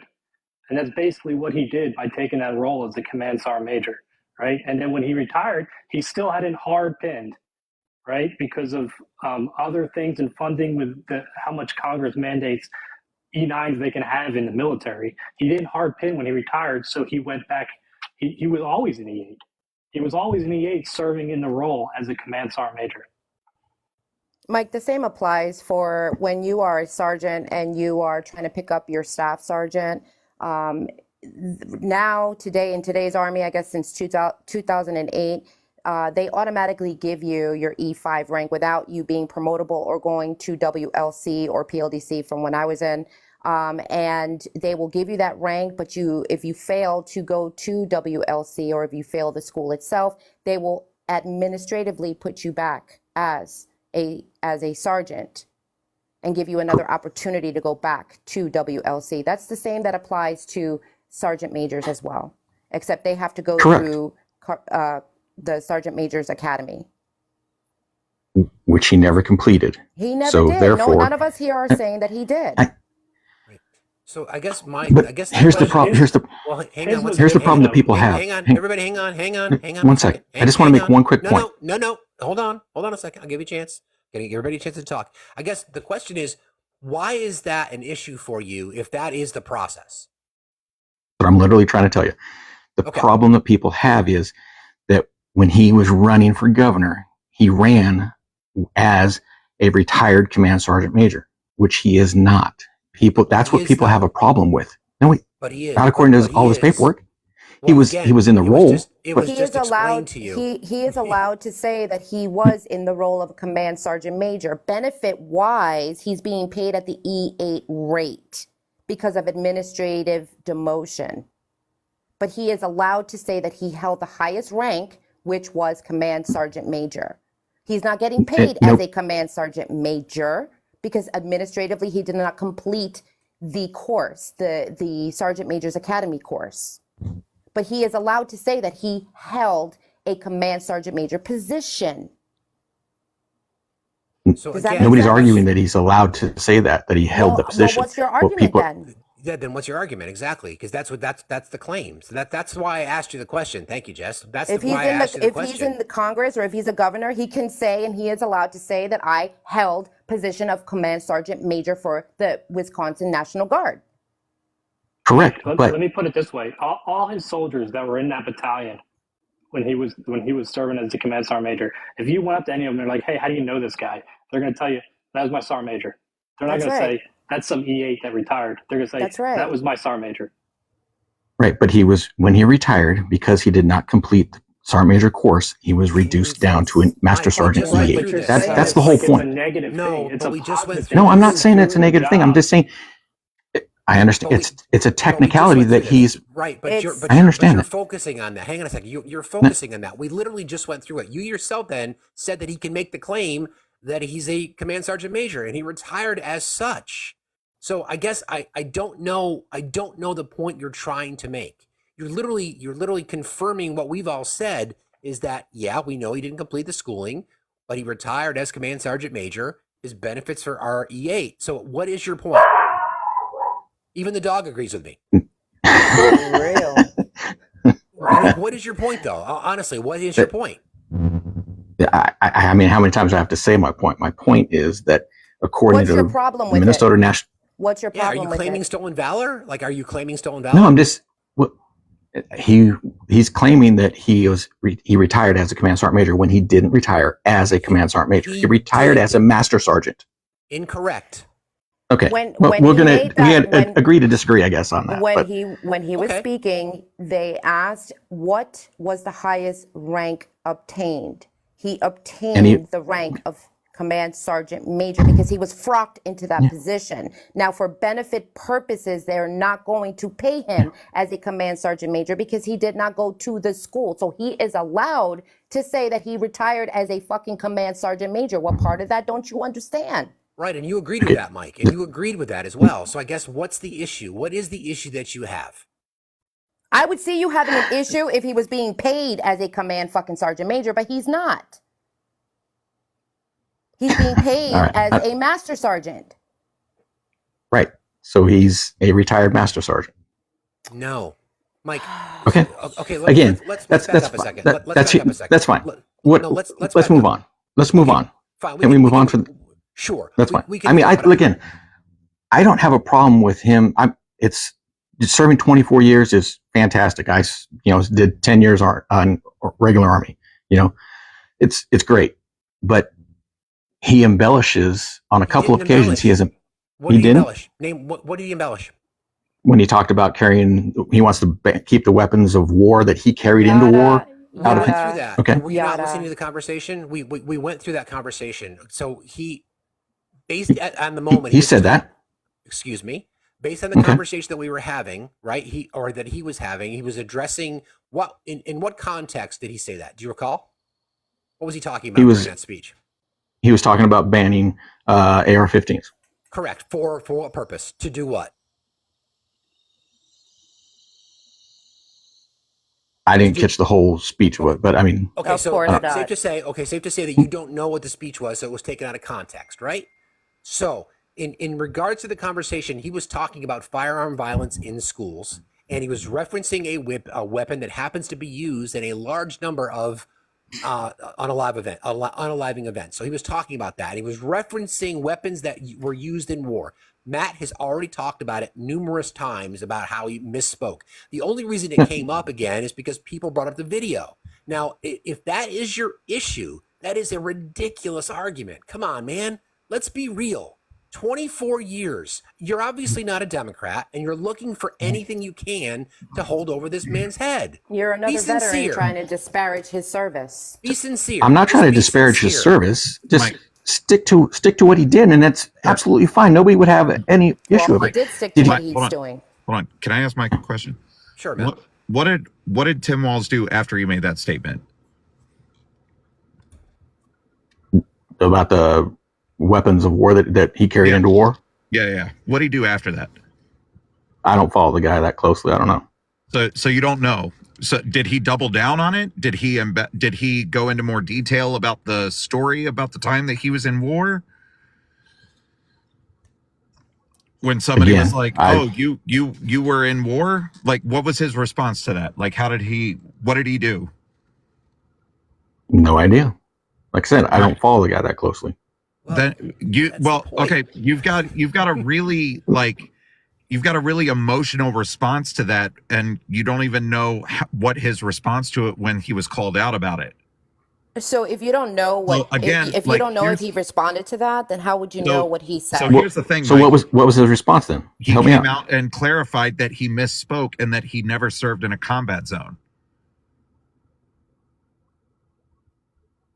Didn't he also claim that he was on a Bagram's airfield but that is also true, and it wasn't. And he was not talking about when he was in the National Guard. He was talking about when he was a representative in Congress, and they took a trip to Bagram and participated in a ramp ceremony there. I have the itinerary. That 100% absolutely happened. But Gotcha, again, okay. I didn't know he had that wasn't him claiming that he did it when he was in the National Guard. He was clearly talking about after his time in the Guard. If you listen to the speech. So I mean, he did go to Bagram. He did do the things that he talked about doing, and he did it when he was a congressional representative in Congress, not when he was in the National Guard, which he never said that he did. He also went to Iraq and Germany within that process of going to Bagram as well for the ceremony. So, Mike, it just feels really insincere, man, that you're going to disparage this guy based on talking points. You yourself admitted you didn't know what happened after that statement. You yourself didn't know in what context he made that statement. You yourself bought into a lie, a blatant misinformation spreading lie about him being at Bagram. So why is it so difficult to take a step back and honor this man's service 24 years as opposed to looking for things to disparage? Are you planning on voting for Donald Trump? Is that the reason why? Or following the sheep? I'm not completely sold on Trump, but I mean, Mike, here's my thing. If Tim Walz, when he made that statement about weapons that he carried in war, that I carried in war, if he had doubled down on that, I mean, like, no, I said what I said, then I would absolutely get the outrage. I would 100% be on board. I'd be like, no, fuck that. You didn't go, right? You didn't do that. But he didn't double down on it, right? When it was brought to his attention, he said, you're right. I misspoke there because I never actually served in a combat zone. I never forward deployed to Iraq or Afghanistan. Right. So, I mean, that right Sure. there, I for me, that yeah, right there to sorry, I me, didn't hear. I mean, I hadn't heard the clarification on what when he came sure. back and clarified that. Right. So, But that's the problem though, right? Like, and it's not just you, and I'm not trying to pick on you. I'm saying like that's the problem. Yeah. People are just hearing this one talking point and just running with it without doing even a modicum of research into what actually happened.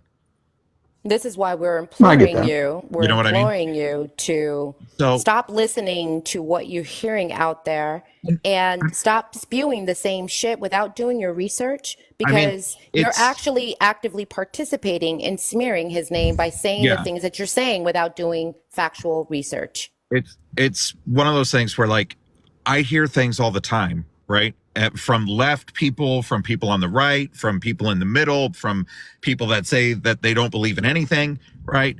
And I'm never going to take anybody's word for it, right? I'm going to go and look it up and figure out what the actual context of the situation is and whatnot.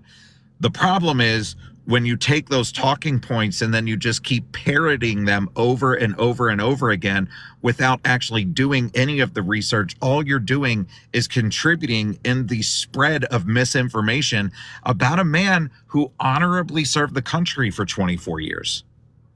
Hey, Mike, you said you served 10 years. When did you get out? What year? I got out in 2000.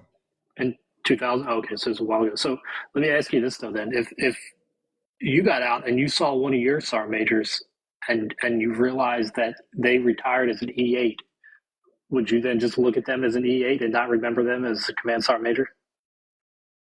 I mean, if you're giving it a fair shake. No, if he was my command sergeant major while I was in, I would still address him as command sergeant major. Right. And this guy, I mean, Governor Walz was a command sergeant major for over a year in his battalion. And so what's the big deal if he didn't complete the course because he had already done 24 years? I don't give two flying fucks if he went to the Sergeant Major's Academy.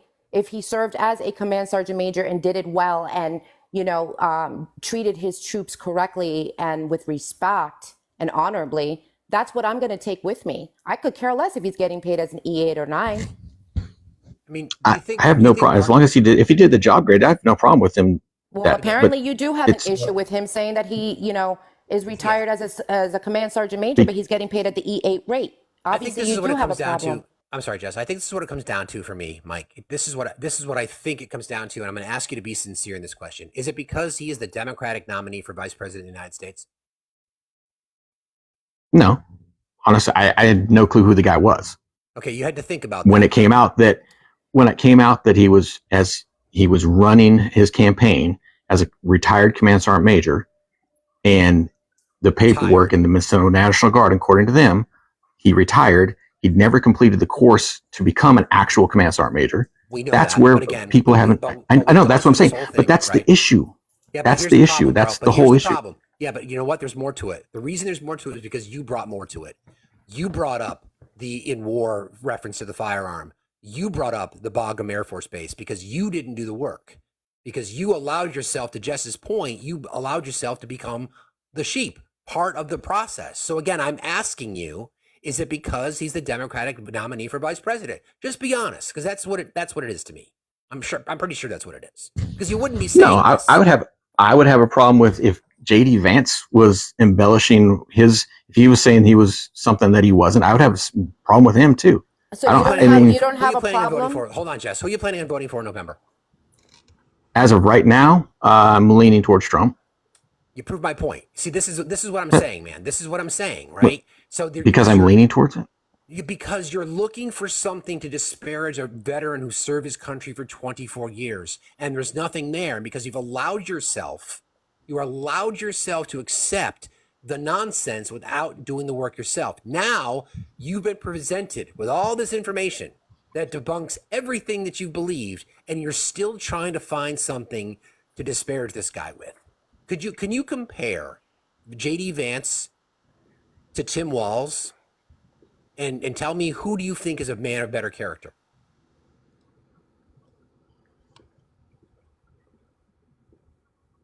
The fact that you can't even... Hold on, Jess. Let him answer. Hang on a second, Jess. Let him answer. Could you try to please answer that question? I would probably, I mean, as far as character wise go, I mean, I would say I would give the edge to Walz. Okay. So you'd give the edge to Walz, right? So do you think Donald Trump is a man of character? No, I'm not a huge fan of Trump. Okay. Do you think Kamala Harris is a person of character? Not a huge fan of hers. I didn't ask you if you were a fan. I'm asking if you think she's a person of character. I don't think either one of them are a huge I didn't ask you person that. of character. I'm not into the both sides thing. I'm asking Nope. you specifically. Do you think Kamala Harris No. is a person of character? I just said no. Okay, Neither so one you of them. don't. Okay, so you don't think Kamala Harris is a person of character. You don't think Donald Trump is. You don't think JD Vance is, but you think that Tim Walz is. So I guess the question then becomes, if it's 1 out of 4, the 1 would be on the Democratic side. So I guess what's your reason then for voting for Donald Trump? If he's not a person of character, you don't think his vice president's a person of character, then what's the reason for voting for him? Honestly, Based on previous experience, I was experience? fine with when he was president. I was fine with what he was doing. I'm fine now. Matt, you doing okay? You know, you doing good? Jess, you doing okay? Yes. That dude, you doing okay right now? I'm doing pretty good. Yeah. So again, Mike, see, this is my fear, brother, and I appreciate you having a calm conversation with us, right? So these are the narratives that you've allowed yourself to believe. We've got it. This is a confirmation bias argument that we're having right now, right? Do you know what confirmation bias is? Sure. Okay, so you're seeking out more information to support the belief that you already have. You have been told that your life was better under Donald Trump. You have been told that Tim Walz is either stolen valor or made up all these lies. You've been told a whole bunch of things. You've been told you didn't know anything about Kamala Harris before she became the nominee. Be real. You didn't know anything about her. Anything about her. So between the 3 weeks ago when she became the nominee, the presumptive nominee for the president, is when all of a sudden information was flying at you that you're expected to believe. So you didn't do research into the statement that Tim Walz made. You didn't do research into the Bagram Air Force Base. You didn't do research into his rank within the Minnesota National Guard. So you haven't done research into Kamala Harris either. Donald Trump is a traitor, man. The guy has disparaged veterans up and down. He's a liar. He's a cheat. He's a con man. He's a felon. He's a sexual assaulter. And you're still trying to decide who to vote for? Based on my bank account and 401ks, yeah. 401k? Bro, 401k, Selfish. my 401k's record number. Donald Trump wanted the stock market to crash before he became Selfish. president. You only think about your pockets. Come on, man, be real. What do you stand for? What do you vote for? What's important to you? Your pocket? Well, partially, yeah. Do you have Who kids? doesn't? Of course. No, I actually Okay, I would give my question your kids' lives service. for my last nickel. I don't give a shit about that. I care about the future. I care about Jess's rights to her bodily autonomy. I care about women's rights to their bodily autonomy. I care about protections for the marginalized groups. My wallet is like 27th on the fucking list, bro. Be real. Can I ask him a Be question? real. Sure, please do, Jess. So, with what you're just saying, it makes me question you and how you even made it through your service, because and I'd like to know what rank you obtained, because see, if you ever made it to the ranks of the NCO Corps, where you become a non-commissioned officer and you are put in leadership positions, I would expect that someone like you would vote for the people that you are so-called supposed to protect, the Constitution, right? So when you swear the oath to the Constitution to protect it against all enemies, foreign and domestic, the fact that you can't even see that Donald J. Trump, if you go to his website right now on donaldjtrump.com, if you go onto his page, right there in the front of the page, you'll see a button that says platform. Click on that button. It will pull up a 16-page PDF. Scroll all the way down to page 16, bullet 2, and that will tell you what they want to do to our military in the future if he becomes president. They want to modernize our military as well as kick out all woke Democratic service members. But you're okay with that. You can't even do your own research and you follow the sheep. Makes me wonder how you even served in our military. How can you lead troops or soldiers or servicemen with that type of fucking mentality when you just think about yourself and your pockets? And then on top of that, you don't even do research. I bet you don't even know what J.D. Vance is the co-author for the forward of Agenda 47, in which is on Donald J. Trump's website. Did you know that they want to strip the veterans of their benefits by $16 million? They're also going after BAH for active duty military members. Go to his website and look at what I was just telling you. It's in the PDF, page 16, bullet 2. He wants to get rid of woke Democrat servicemen. Now, how do you feel about that, Mike? Jess, I wish you were still in the Army. You feel terrible. But on obviously, you don't give two flying fucks because you're voting for a convicted rapist, a felon 34 times, a Putin sympathizer who failed to give our own president of the United States credit for when we did the exchange to have a U.S. Marine Corps veteran, Paul Whelan. They did the exchange.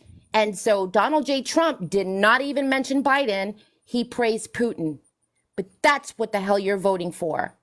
So that makes me question your oath, Mr. Mike. Again, thank you, Justin. At the end of the day, Mike, I mean, if you're interested in changing your mind to have a conversation, I mean, you got to start being honest, though. You got to start being sincere, because if you genuinely think you're going to walk through life, and the only thing that matters to you, because I asked you what you cared about, and you said your wallet and your 401k. If that's going to be your approach to life, bro, then you're going to be disappointed very often, because the things that should matter to you are not important enough. So I guess I don't know. I'm with Jess. I'm not sure what you stand for, and it's unfortunate. Hopefully you've spent at least a little bit of time sort of reflecting on the information that these fine people on this panel have provided you tonight. But I wonder, Jeff, thank you for your patience. What's on your mind?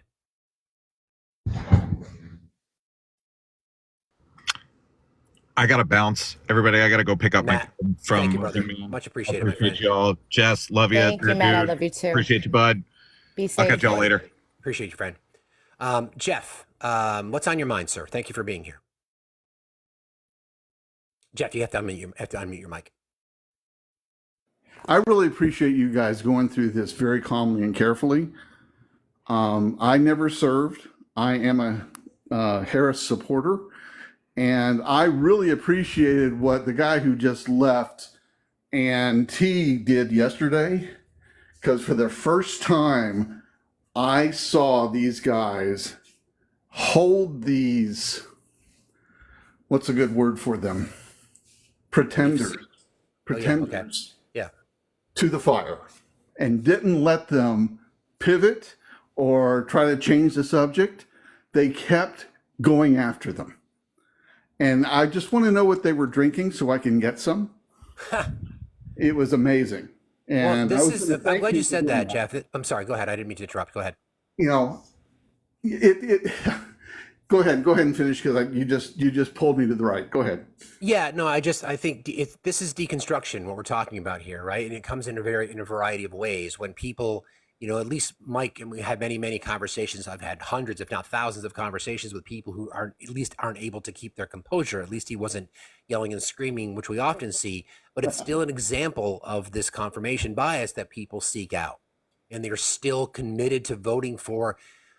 This has been studied forever. People on the right tend to vote for themselves. My rights, my freedoms, my liberties, and people on the left tend to vote for everybody else. Like, I vote for my neighbors, I vote for other people's children, I vote for the future. And that's what we're seeing. That's what we're seeing. And the perfect example of that was C-19. Yeah. You had hundreds of thousands of people lying in a hospital, almost not being able to breathe, recording, saying, oh, I should have listened to somebody else. Yeah. Because I'm not going to make it. That's part of it. But I appreciate your kind words, Jeff. Thank you for your patience. And that's what we're trying to do.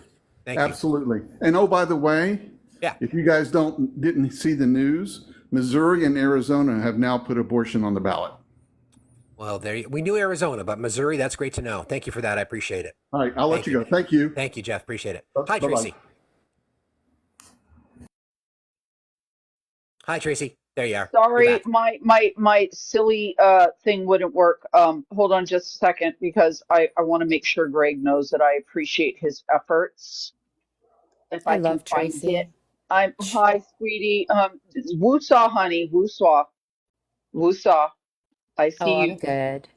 Yeah. Hi, everybody. I'm sorry.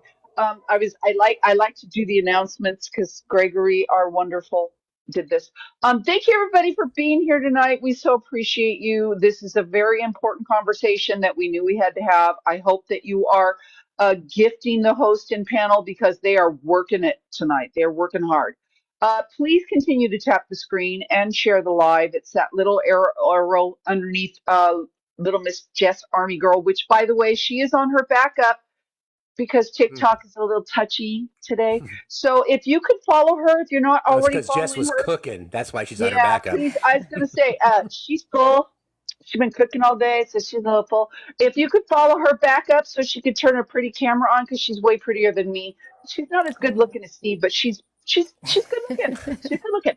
Here we Please go. continue to tap the screen and share the live. Those are the two best ways to support any live on TikTok, just so you know. We do have our subscriptions open, so please subscribe to the channel. We do have a goal of 178. We're like, I don't know, 8 away from that. We also have a gifting goal of the little confetti. So if you want to contribute to that, we would really appreciate it. Fax also has different goals and different links in his bio for ways that you can gift. If you want to have ideas about ways that he could gift to maybe somebody who's in need, please by all means DM and let him know. We do have a Discord. Great place for information. A great place to get to know people. I'm old. Discord's my go-to. I'm not gonna lie. I'm in 10 Discords. Yes, Dan, I'm really old. It's a great place, I'm telling you. A link is in Steve's bio, or you can also go to Gregory or tag any one of the mods and we'll be happy to guide you to the right place. But the link should be in Fax bio. So, just click it and join our Discord. We'd love to have you. We will not repeat, we will not be live tomorrow or Thursday. Again, we will not be live tomorrow and Thursday. Capitalism calls for our lovely host. College tours, actually, for my daughter. So that's what we're doing. He's paid by Soros, but apparently Soros wants a meeting. We don't really know. We don't ask. We just, we're not going to be here. That's all we know. But again, we do appreciate you being here more than you know. Without you guys, he doesn't exist. I don't have a reason to come on these lives and talk.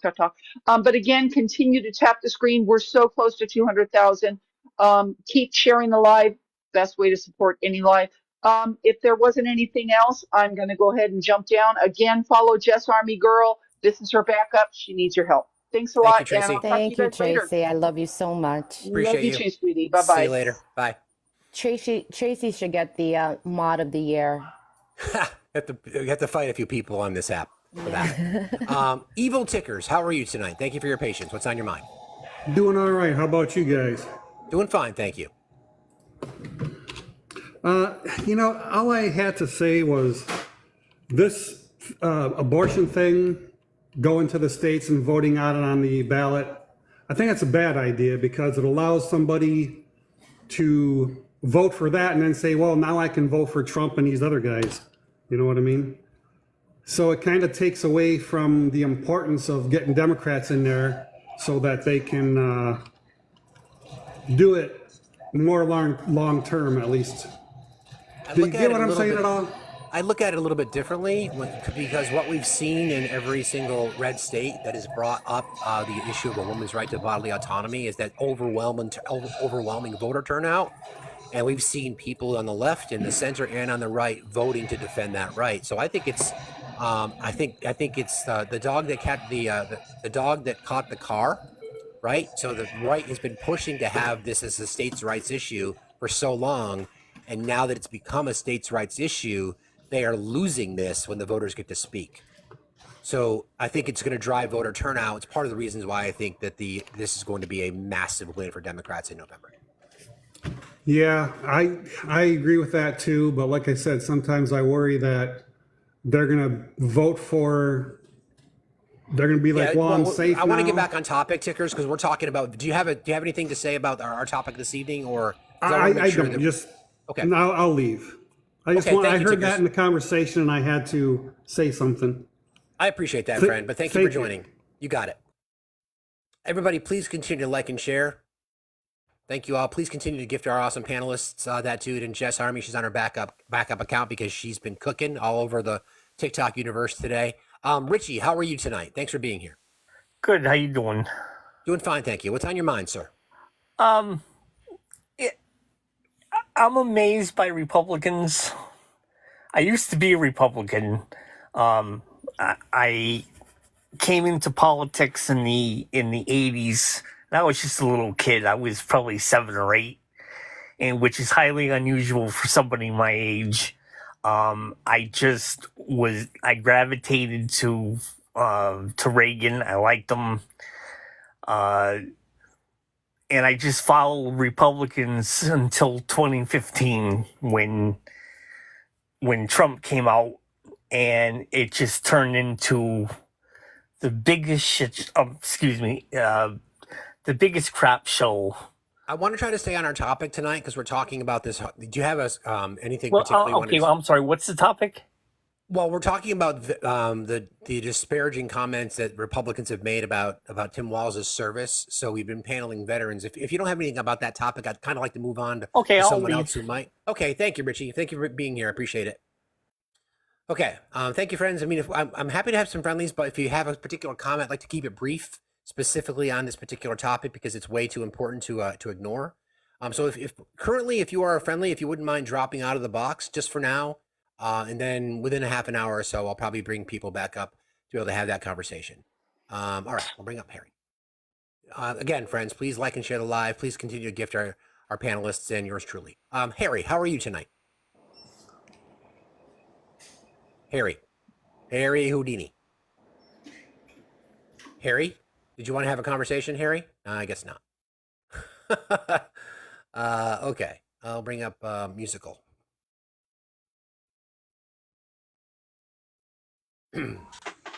Music, how are you tonight? I'm doing well. I'm sitting here in my music room. I was just waiting and strumming along on my guitar. Anyway, thanks for having me.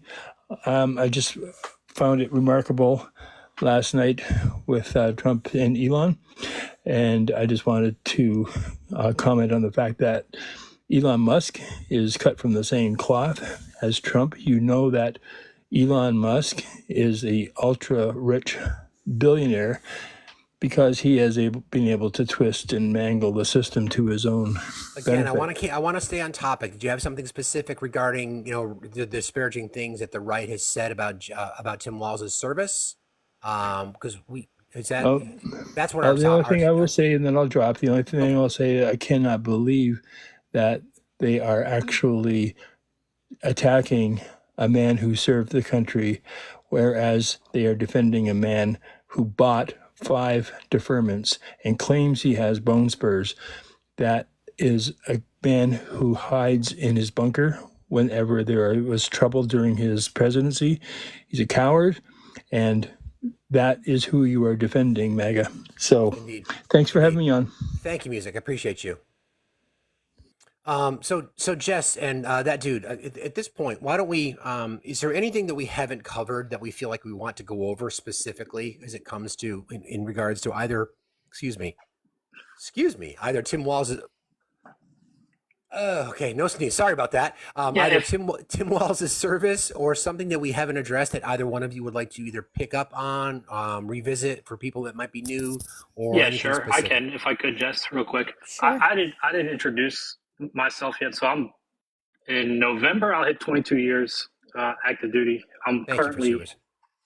Thank you for your support. I'm currently a sergeant major and a graduate of the Sergeant Major Academy. And ironically, which is why I tuned into this live, if you look at my ID card, it still says E8. Right? So it's kind of, it hits real close to home for me, this whole topic with him. Hopefully on the 20th of this month, that changes. I get some good news or not. and this whole topic with even what he said about carrying weapons to war, right? On Tim Walz's worst day from saying that, what would happen is if I seen him, right, and we're both drinking a beer, I'm gonna look over at him and smirk and, you know, be like, hey, Tim, why don't you tell me about how you carried weapons in the war, right? And I'm going to give him a little bit of shit, right? Just like Jess probably would. And we're going to, you know, bust each other's balls about it. And that's on his worst day for what he did, right? And we can do that because we're both veterans, right? We're both served as sergeant majors, and that's at the worst. So the levels that it's getting taken to, as if it's some type of deceitfulness or some kind of lying, is just, it's laughable, right? It's laughable. And then and then also, Jess, hearing you speak to, I really wish you were still in the military. Thank you so much. I want to congratulate you on your sergeant majors. And I appreciate you. I mean, I would have loved to have served under your command. I think. Well, Can you I don't want to get I'm sorry. Go ahead. accused of stolen. I don't want to get accused of stolen valor now. I'm just a sergeant major. I'm S3 operations. I'm not a command sergeant major, so don't come at me in the chat. That's actually. I mean, let's talk about that a little bit if you don't mind. So the difference in those two ranks, command sergeant major versus sergeant major, is it just the command sergeant major because it's the enlisted side or the National Guard side, or so maybe that might help. No. Okay. NCOs, all NCOs, right, or senior NCOs, I should say, right, are senior enlisted advisors. So typically officers, lieutenants, captains, majors, lieutenant colonels, generals, all the way up, right? They're typically have an enlisted advisor that's with them, dependent on the rank that matches up. And the command sergeant major is the senior enlisted advisor for that unit's commander, right? So it's going to be a battalion commander, lieutenant colonel, or a brigade commander, a full bird colonel, or if it's like, you know, a division or a corps, it's going to be a general, right? And they're always going to have a command sergeant major with them. Tim Walz was a battalion sergeant major, so he was the senior enlisted advisor to a lieutenant colonel in the National Guard. Just a regular sergeant major is typically like staff jobs. So working in operations or at certain corps and division levels, they're being all of the different staff shops. So the human resources and they even have at corps levels, they have chaplains assistants that are sergeant majors, right? That serve as senior enlisted advisors. So that's really the difference between the two. It's typically once you're a little bit more senior and you served your time as a staff sergeant major, you can get selected to be a command sergeant major. However, it's different in the National Guard's case, because I believe Governor Walz, when he was selected for the academy, which he was selected to do the distance learning one, so all online. He didn't actually go to Fort Bliss, Texas, and go to the resident course at the academy. He did it online. And with the National Guard, it's a little different. They won't even have to do staff time. They can go right in to be a command sergeant major. A lot of my classmates that I graduated with that were National Guard, they graduated the academy, and the very next day they got to their unit and they were a command sergeant major. Got it. Okay. So it's funny. Should I just call you dude? What do you want me to call you? Yeah, you can call me that dude. And also, too, for the chat, don't bother wasting your money gifting me or anything. This is my TikTok account, so I can keep my ear to the ground for all the stuff soldiers talk about, because I got to know that kind of stuff. Jess knows what I'm talking about. Exactly. So to either one of you, again, the same question, and thank you, that dude, for taking that through. Again, thank you for your service. Is there anything that we haven't covered off on that we should? I know we've hit a lot of areas, and the conversations we had to kind of pivot to try to help some folks out who didn't necessarily have a lot of understanding about things. I've said this a million times. My mods will probably get sick of me saying it, but elections are about contrast, right? And when we're talking about the contrast between the tickets, what we have on the right and what we have on the left, the differences are clear and they're overwhelming. And we need to continue to call those things out. But specifically, as it relates to this topic this evening, is there anything that you feel like we didn't cover or that we should revisit? Jess? No, I think we've covered just about everything. We've covered his career. We've covered his retirement. We've covered the smears. We've covered the statement that he made, and he actually doubled down on it and spoke out about it. So I think at this point, we just have to keep pushing back. We have to keep pushing back on the rhetoric and keep pushing back on, the smear campaign, of course. And as veterans, it's our due diligence to inform people, especially those who have never served. If they have any questions and stuff like that, we have to try to do our best to push back on that rhetoric, because politics is ugly. No matter which way you look at it, whether you served or you didn't serve. I mean, you can see all of the digging that they're doing in regards to Vice President Harris and her race and her ethnicity, calling her out on that. So, politics is very ugly. And like I said, we have to do our part to continue to, stop and try to inform people who are misinformed. Well said. King Arthur, I know you had some questions. Did you want to ask some questions to our fabulous guests here? Yeah, one of the questions was in the feed earlier, right, when Bannett's pop was still around. Someone said that Tim was still was in the service during the W something medal thing. What was that medal? What was the GWAT? It would be the GWAT. That's Global War on Terrorism. So we entered into the campaign in 2002, 2003 timeframe.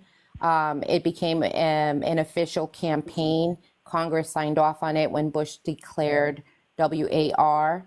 And so when you have troop movement, it is considered a campaign, which has to be funded by Congress. So in that aspect, they called the campaign Global War on Terrorism. Right. And the two campaigns that we actually supported was Operation Iraqi Freedom and Operation Enduring Freedom, which is in Afghanistan. Okay, that explains, because my son's father has that same medal on his paperwork from that we got from his records from his death certificate and stuff. And I was like, what does that mean? And I saw it again on the list thing here, and what medal that was, on the same on the feed, and like that's the same medal that has on my son's records. And I was like, what does that meant? So that's why I was asking, because it was kind of interesting. And another thing is that last question. Let's make it brief. Okay, thank you, friend. I appreciate you very much. No problem. I'll just go ahead and fall down there, because I have to think about the other one. I forgot, it was too far back. But okay. I would appreciate that, guys, for answering that question. I really do. Have a good night, Jess, and thank you, Vax, for letting me come up, and you have a blessed day too. You got it. Thank you very much. Appreciate you. Good night, King Arthur. Thank you. MD Green, thank you for requesting. What's on your mind? I don't have a question. I just want to say thank you to the panel, because I follow Jess, and this is the first time I've officially been able to tell you personally, thank you very much. I love every time you get on a live. I applaud, I shout, I jump, and everything. I mean, I just want to thank y'all for what you do, because me and my husband, we both listen to the lives. He don't comment, I do, because I can't keep my mouth shut. But y'all have told the truth about everything. I know you see me sending out the hearts and everything, because I can't afford to send the gifts, but I can send hearts all day. But all I want to say is thank you, guys. Y'all keep it up. And anytime I jump into the live with you, you better believe the hearts are going to be flowing, because I know y'all are telling the truth. Y'all have a blessed night and keep doing what you're doing. I love y'all. Thank you, Ms. Green. I gave you a follow. This is actually my backup account, but you can follow my main account as well. I'm still going on there. I just can't go live on it. But I gave you a follow. I appreciate you. You are worth the fight. Okay. You're worth the fight too, honey. I love you. Thank you, ma'am. Thank you, friend. Appreciate you being here. Thank you. All right. Let's we have a couple more requests in the box. I'll bring in some more folks up. I want to talk to Obi, because I know he's been sitting here probably just chewing, ready to kind of go all in. I want to make sure from the Navy perspective, I don't know if we got Navy representation this evening. Well, we're about to get it. Good evening to you, my friend. How are you?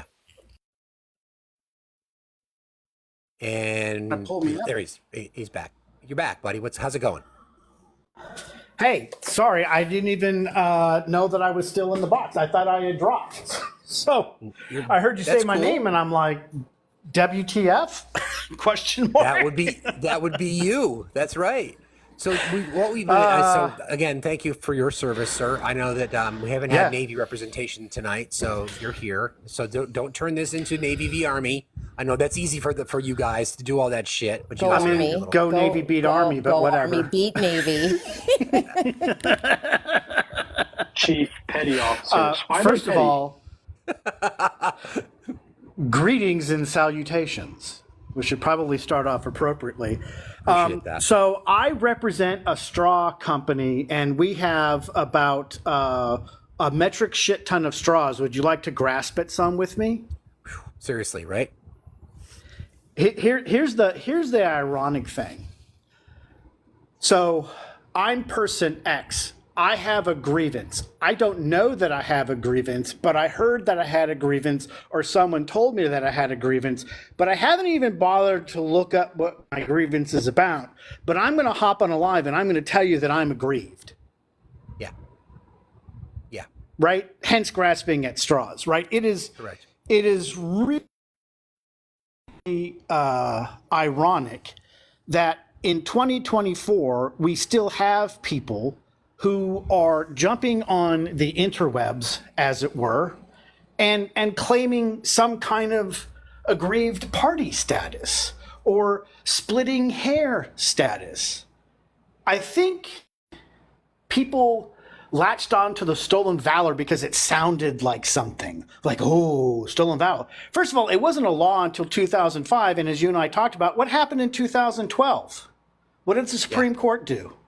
They struck it down because of free speech. So technically, it's not even a thing, right? Now, amongst veterans, as I shared with you, it sure as fuck is a thing, right? And when I was the commander of my VFW post, I demanded to see everyone's discharge papers. And when they pulled bullshit, I went and paid and had them pulled. And I had to ask people to leave because they were not actually ever in the military. Right? And or they didn't qualify for the VFW, right? And there's certain qualifications, right? Campaigns, medals, blah, blah, blah. But now we have all these Johnny civilians, right? And supposed people that serve. That guy Mike, he's been on panels. He's a fucking shit stirrer. He just wants the attention. I also doubt that he ever served because half the stuff he says makes no sense. But we're literally looking at a man who has been in continuous service for how many years now? Yeah, it's got to be pushing 30 something, or closer to 40. Well, he's closer to 60. 40. Yeah, he's almost 60, right. and he enlisted at 17. Right.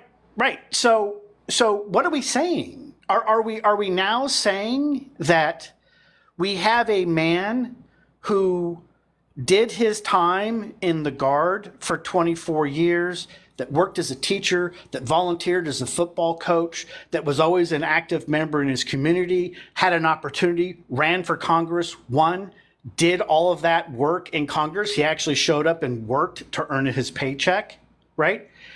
And then there was an opportunity for him to become a governor of the great state of Minnesota. Go Gophers. I'm not even from there, but it just sounds cool when you say go Gophers. And you know, here we are. And to everybody's point, yes, J.D. Vance was in the Marine Corps for 4 years. Congratulations. Thanks. But what else have you done to serve? Right? Are we really going to count this time in Senate? Because if we're being honest, he spent a lot more time campaigning public opinion than anything else. And why is it that we aren't going after him for the fraud that he committed? Sets up a charitable organization and then defrauds everybody by taking that money to figure out how to run for Senate. And that is aligned with far-right dudes in Silicon Valley Bank, some of which I happen to know because I used to work there, right? I used to run in that bullshit dude circle. Why is it that we're like, I get this, these lives are very important where we get to push back, right?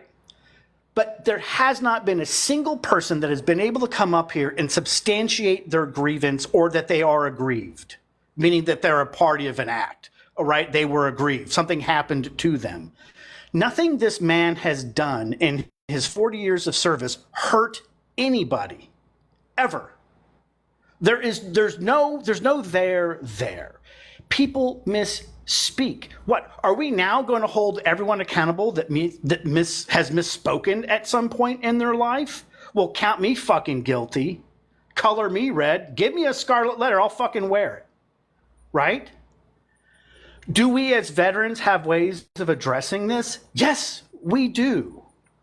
Is my combat experience the same as Jess's or Matt's? Fuck no. Different eras, different styles, different things, right?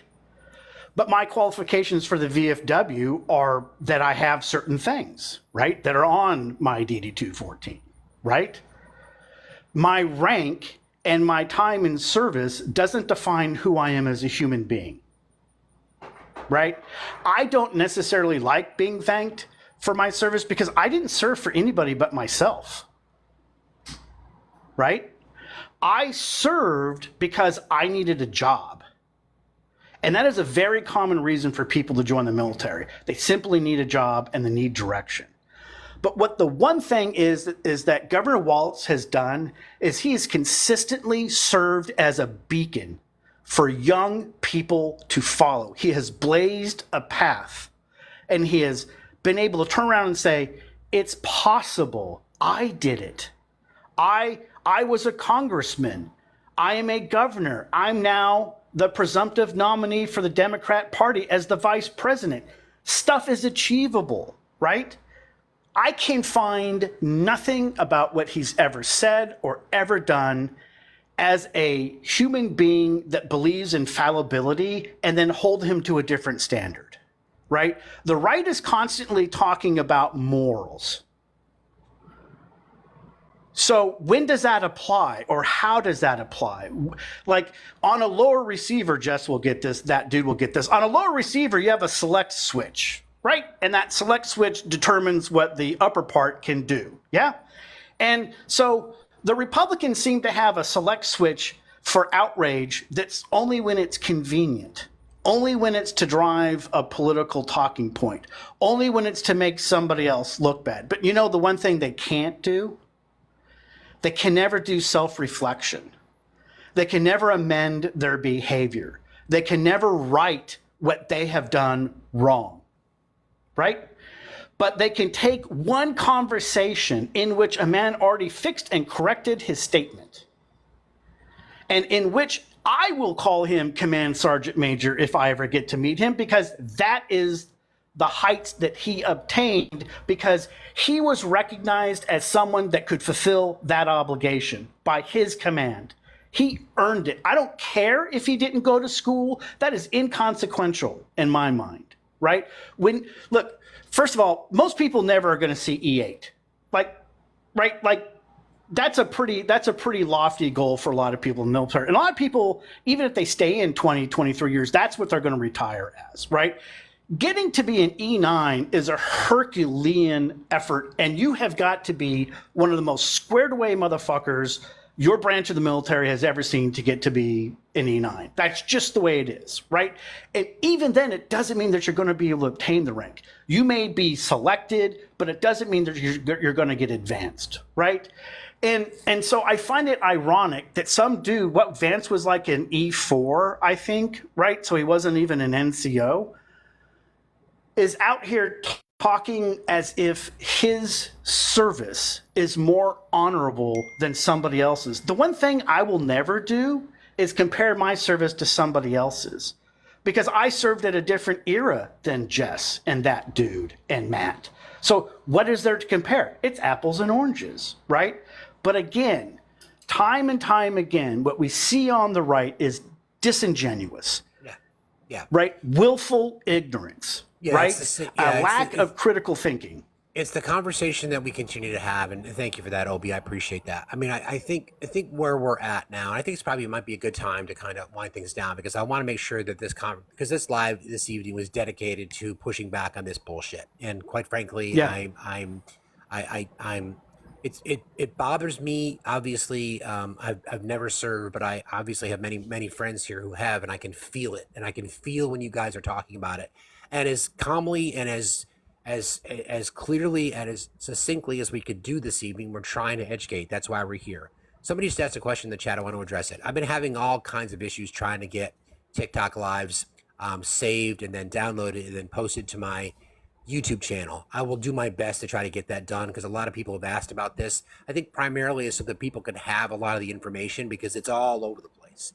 So in the last 2.5 hours, we've covered so much. So this will be a resource. I will do my best to try to get that posted probably tomorrow. Because I think it's important. If not, I will figure something out and I'll remind people of it. But to your point, I think I've said this before, and I think it's a reminder.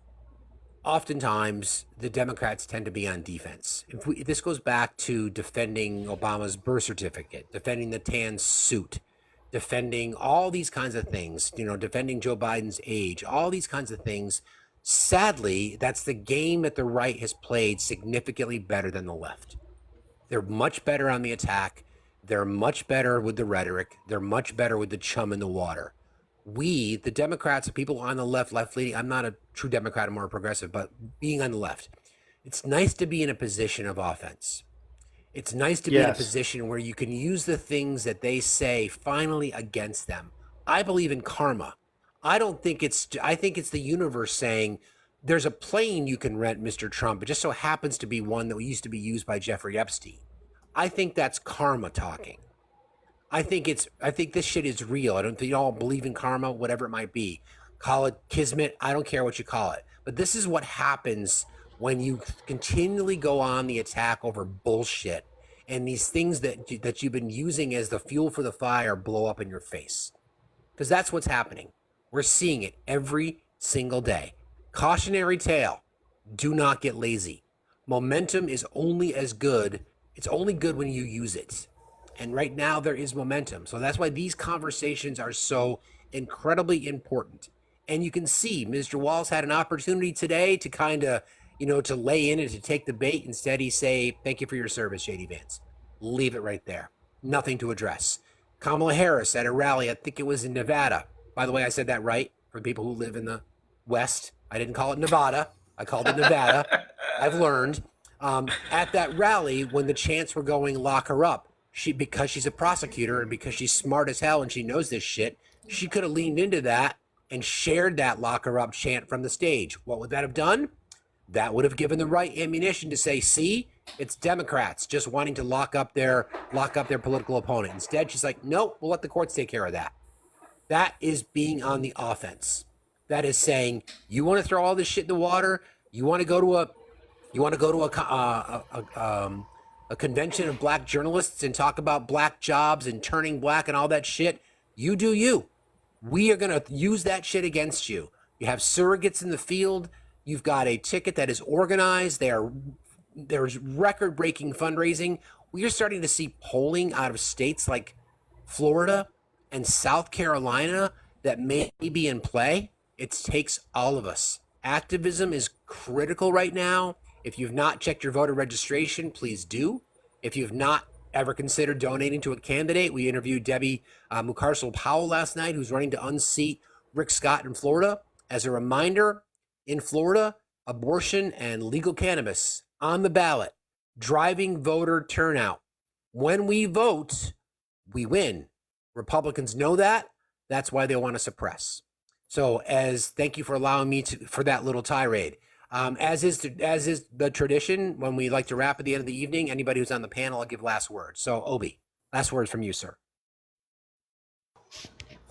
I think it's awesome what you've been doing, and please keep holding Pete's to the people's footsers, onesie wears, whatever, to the fire, and keep calling bullshit out. Jess, love you. That dude, love you. Love you too, my brother. It's great that we have these spaces that you've crafted over this time, because the fact of the matter is that the only people that are having an issue with this are people who want to vote for Trump or people who never served.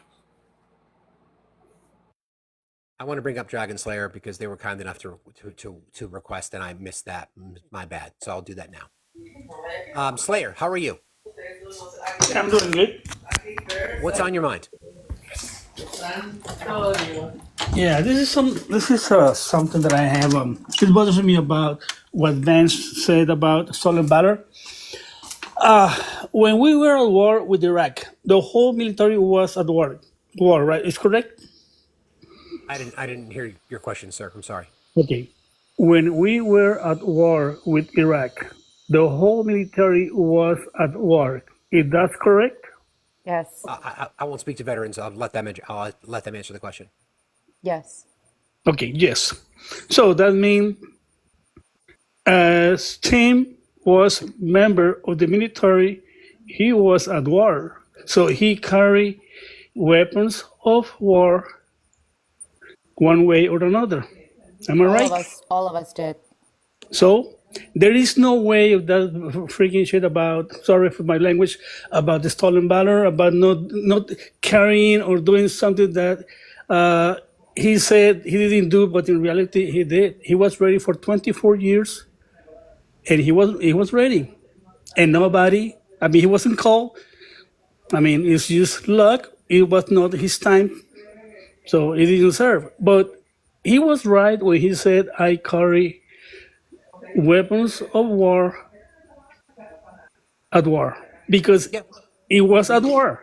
We addressed that. You're right. We addressed that language. He didn't double down on it. He could have. He clarified it, and we addressed it. And none of the veterans on the panel had any issue with it whatsoever. Yeah. So I think that's the indicator. Semantics matter big time. And sorry about my pronunciation. I wasn't born here in the United States. No. It's okay. I just wanted to make sure I heard you. It's all good. Don't sweat it.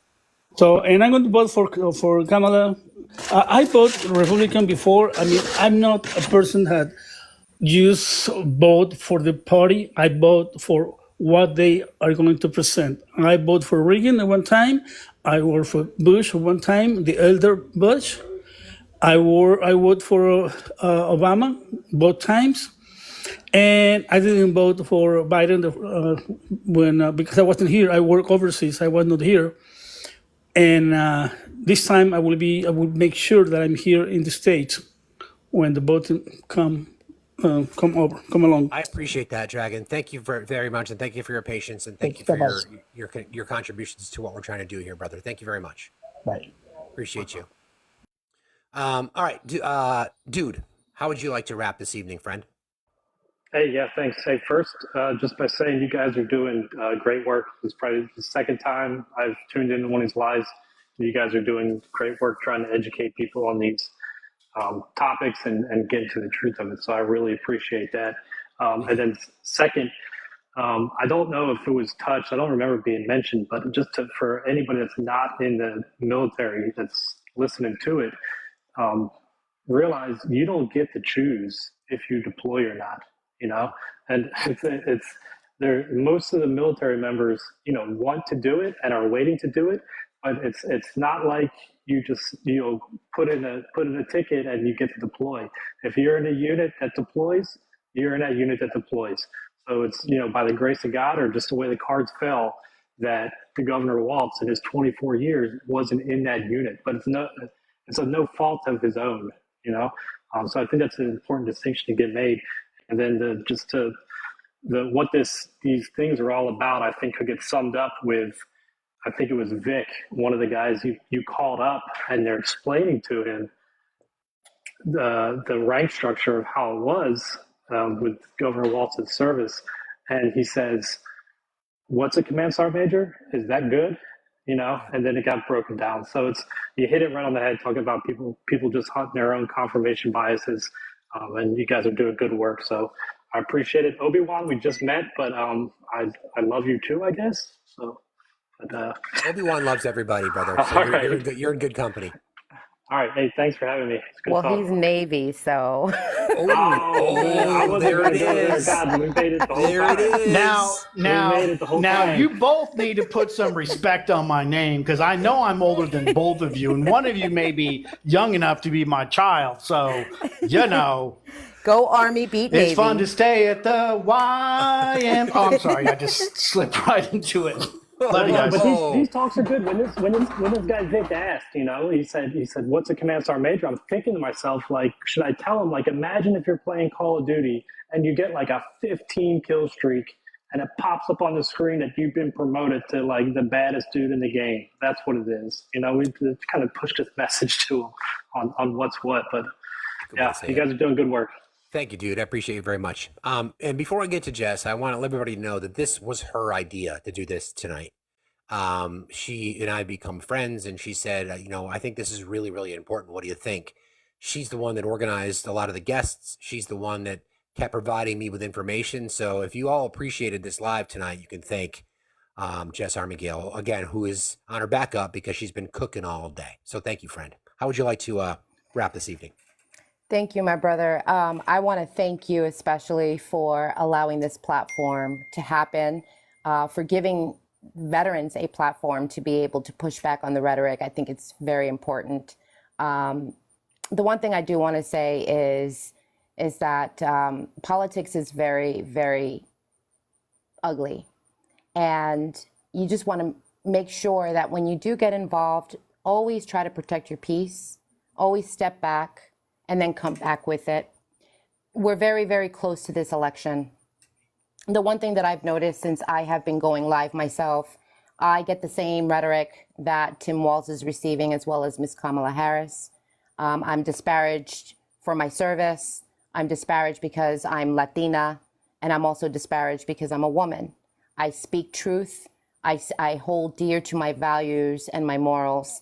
And as a veteran that is standing on the right side of our democracy and our rights as U.S. citizens, our oath of enlistment never expires. And that's the one thing that a lot of these veterans do not realize. And if they do realize it, they're failing to do their mission and their part. When you serve your country. But then the moment that you step out of that uniform and you acclimate back into the civilian sector, you still have to continue doing your part as a veteran to fight for our most vulnerable people, our population, the houseless people. We have to fight for our rights. And since I was never a political person, I'm apolitical. I mean, I served under Republican and Democrat presidents. So I never became political up until 2016.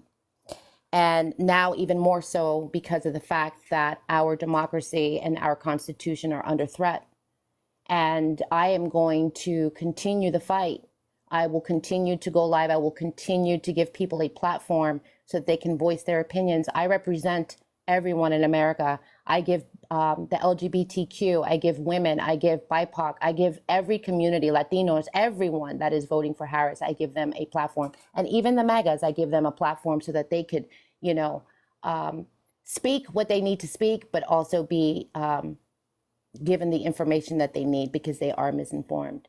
But like I said, they try to take our voices away. They're going around, you know, canning creators and trying to silence us, but we will never be silenced. And so for those of you that follow me on my main account, please give me a follow on this account. I'm going to continue doing that. I'm going to continue fighting the fight. And Steve, thank you so much for allowing me to voice my opinion here, give out the information that I know, and we have to all keep up the good fight. Well said. Can't touch that. Friends, we're off the next 2 nights. Wednesday, Thursday will be off. We'll be back here on Friday. We're going to be doing a live. Probably going to start a little bit later on Friday. I'll do a promotional video probably that morning to remind people. We're going to be talking about some of the things we discussed tonight, specifically anger, because what we've seen from the right, there's a lot of anger. We've all dealt with it, but it's now getting even hotter because I think they're feeling the pressure. So we're going to dive into that on Friday. We're going to raid, influencer raid to Jar of Olives, friends. If you don't follow Jar of Olives, an amazing creator, Gen Z, 22, wants to be a voice for her generation. I think she speaks it very, very well. So if you wouldn't be so kind to head on over there. Thank you, friends. Thank you, awesome panelists. Great conversation, necessary. Thank you again, Jess, for putting this on my radar. I am forever grateful. Thank you, friends. Thank you, mods. We'll see you all on Friday. Thanks, friends. Keep up the good fight. Keep up the good fight. Keep fighting, friends.